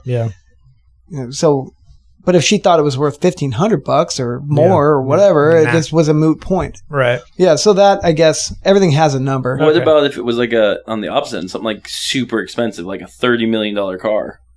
I mean, you could shop that, I suppose. Yeah. Yeah, but I wouldn't be a buyer for something like that. Yeah. Or even, maybe not even like a $150,000 car. If I can give them $50,000 for it, and make $1 million. Right. So, I guess at the end of the day, what's the money? Right. You know, if it's worth X and I can buy it for lower, let's go. Yeah. Mm-hmm. Would you broker that sale for him though? I would try. Yeah. Yeah. I never just leave something without trying. I think that's important because if there's an opportunity, why miss it? What about cars that have like either known services that are a pain in the butt or like issues? So like for example, like Ferraris they have to have engine outs like 15,000 or 15,000 miles every 3 years, and someone's trying to trade in or give you one that's right at that limit. Is that still like a hard no, or be like these are our stipulations? Well, like he said, there's a number on it. There's a number, yeah. Mm-hmm. Yeah, exactly. He knows that's coming, so this is what that service costs, and we're going to have to do it. They know it. Yeah, they know it. And they, know, or they should know, or they'll find out when you give them that number. Yeah. Mm-hmm. Yeah. And then the look on their face will tell you the rest. Yeah. I guess we don't have a deal then. Yeah, exactly. Yeah. Does it end in a handshake? HHR is pristine. How are we rolling? Mm-hmm. Yeah, for sure. So I think that's really what it's all about. Yeah. Mm-hmm. So unless you guys got anything else for David, I got the last question. Do it. I mean, I'm always full of questions, but I can't think of one right now. Really? We've stumped Grant. Let's go. Mark this. I gotta know, David. What is, because we talked about like cars you take keys and blah blah. What is the coolest movie car in your opinion? Like the coolest thing that was on a TV show or movie? Do not say Jurassic Park. Obviously. Too late. Thank you. He was like, trying to lead you down that road. There's like KITT. There's the A-Team. Like, what sticks in your mind is the coolest thing? Oh my gosh! Does it Ghostbusters? Like what? That's a valid question. Yeah, I don't know. Probably one of the Batmobiles, maybe, or then which one like sticks in your mind? Is it the old one, the Michael Keaton way one, up the Tumbler? Yeah, they're cool. Yeah, the Tumbler, but the Keaton one is really cool too. Yeah, that one's iconic, really. It really is. Yeah. Like, Derek always says every time he sees a C3 that it reminds him of that. And it does. Mm-hmm. It looks, I don't know what chassis they built it on, but it looks like a C3. Probably with a was, jet engine, stuck in the middle of it. Something like that, yeah. But that's a hard question. I know. Actually. It is a little bit, but there's like the Miami Vice. Okay. The white. Let's go. The white Testarossa. Yeah. Okay. That's pretty iconic, right? Like the Bad Boys 911. I think my favorite would be Burt Reynolds. Oh, and the Trans Am. Yeah. Yep. And then there's 78 Firebird. Don't forget there's the Cannonball Run. With the Countach, with the 12. Oh, yeah. See, I'm not. Yeah, the white Countach. I'm not super excited about the Countach like you are.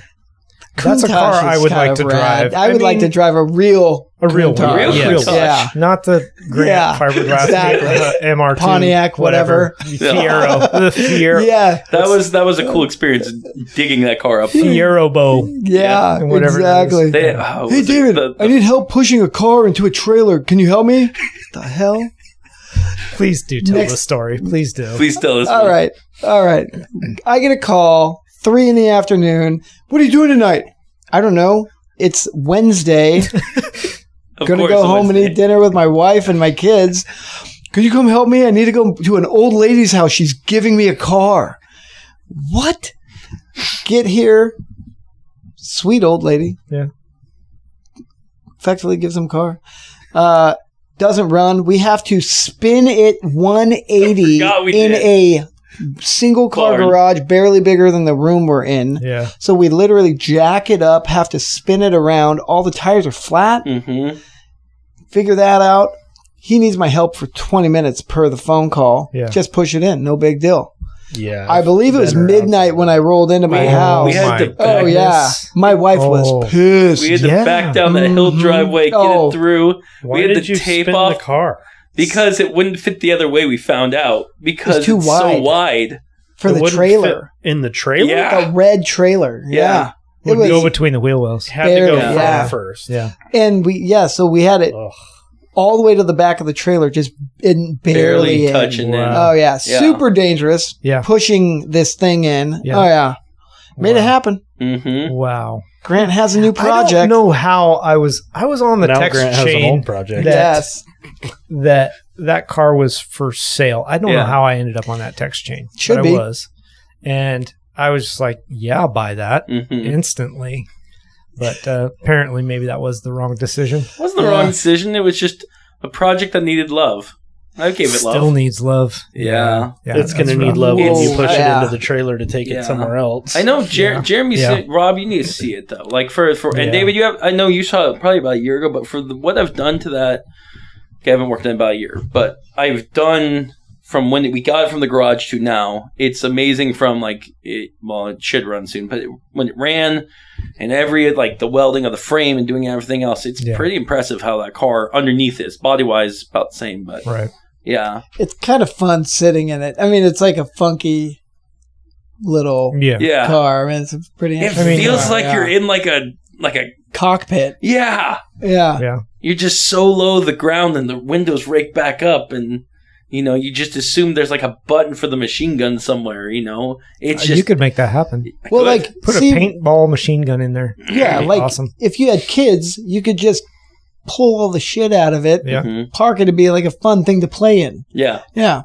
But instead, you've got put a money pit. Briggs and Stratton in the back of it. Exactly. Yeah, there you go. It's not been actually not been that bad of a money pit. I think total I've gone to is probably about $1,500.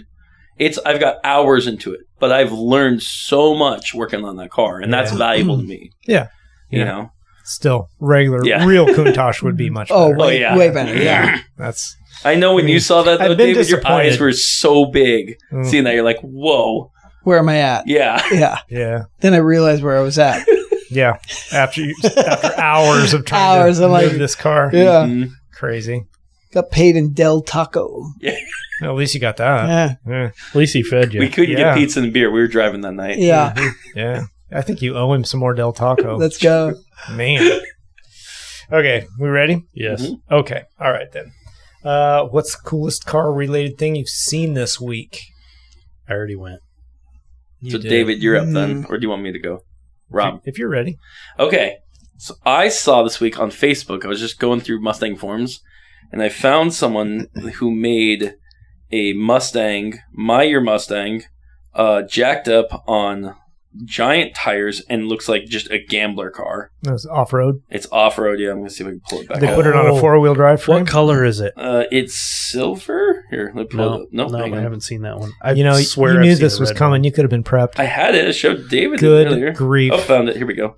Look at this. Let me pull The up the best preparation for It this was show. one of the 30 Look at open this. tabs. picture. No, and I don't think it's built on the 4x4 frame. No, it doesn't look like it. It's just lifted with big tires. Yeah. That's kinda pretty cool. Yeah, it is You pretty know? cool. That's AI. I've seen some Corvettes done like that too. Yeah, I've Yeah. seen, or Camaros. Camaros, yeah. Yeah. Mhm. Yeah. It's very Mad Max. Yeah. Mhm. It's kind of cool. I Yeah. kind I of like want to build That'd one be of these fun. for the gambler. That would be fun. That'd be so much Actually, fun. that's... How much can you get I one mean, of those for? You can get like a V6. I sent you that one for like $1,800. Yeah. Yeah. Yeah. So we Actually, that's not a bad we idea. should do that. Can we do that, please? You've got a ghost car to build first. Okay, Yeah. and then can we do that? You've Yes. got like Yes. 20 No, car projects He going. does. He does. Get rid of the Lambo, finish the Fiat, and finish Ghost Car. Yeah. Oh yeah, David, you haven't heard about the ghost car. We'll tell you We're later not- about it. We're Yeah. not telling him now. Yeah, I don't think we have any updates. So I should also preface this.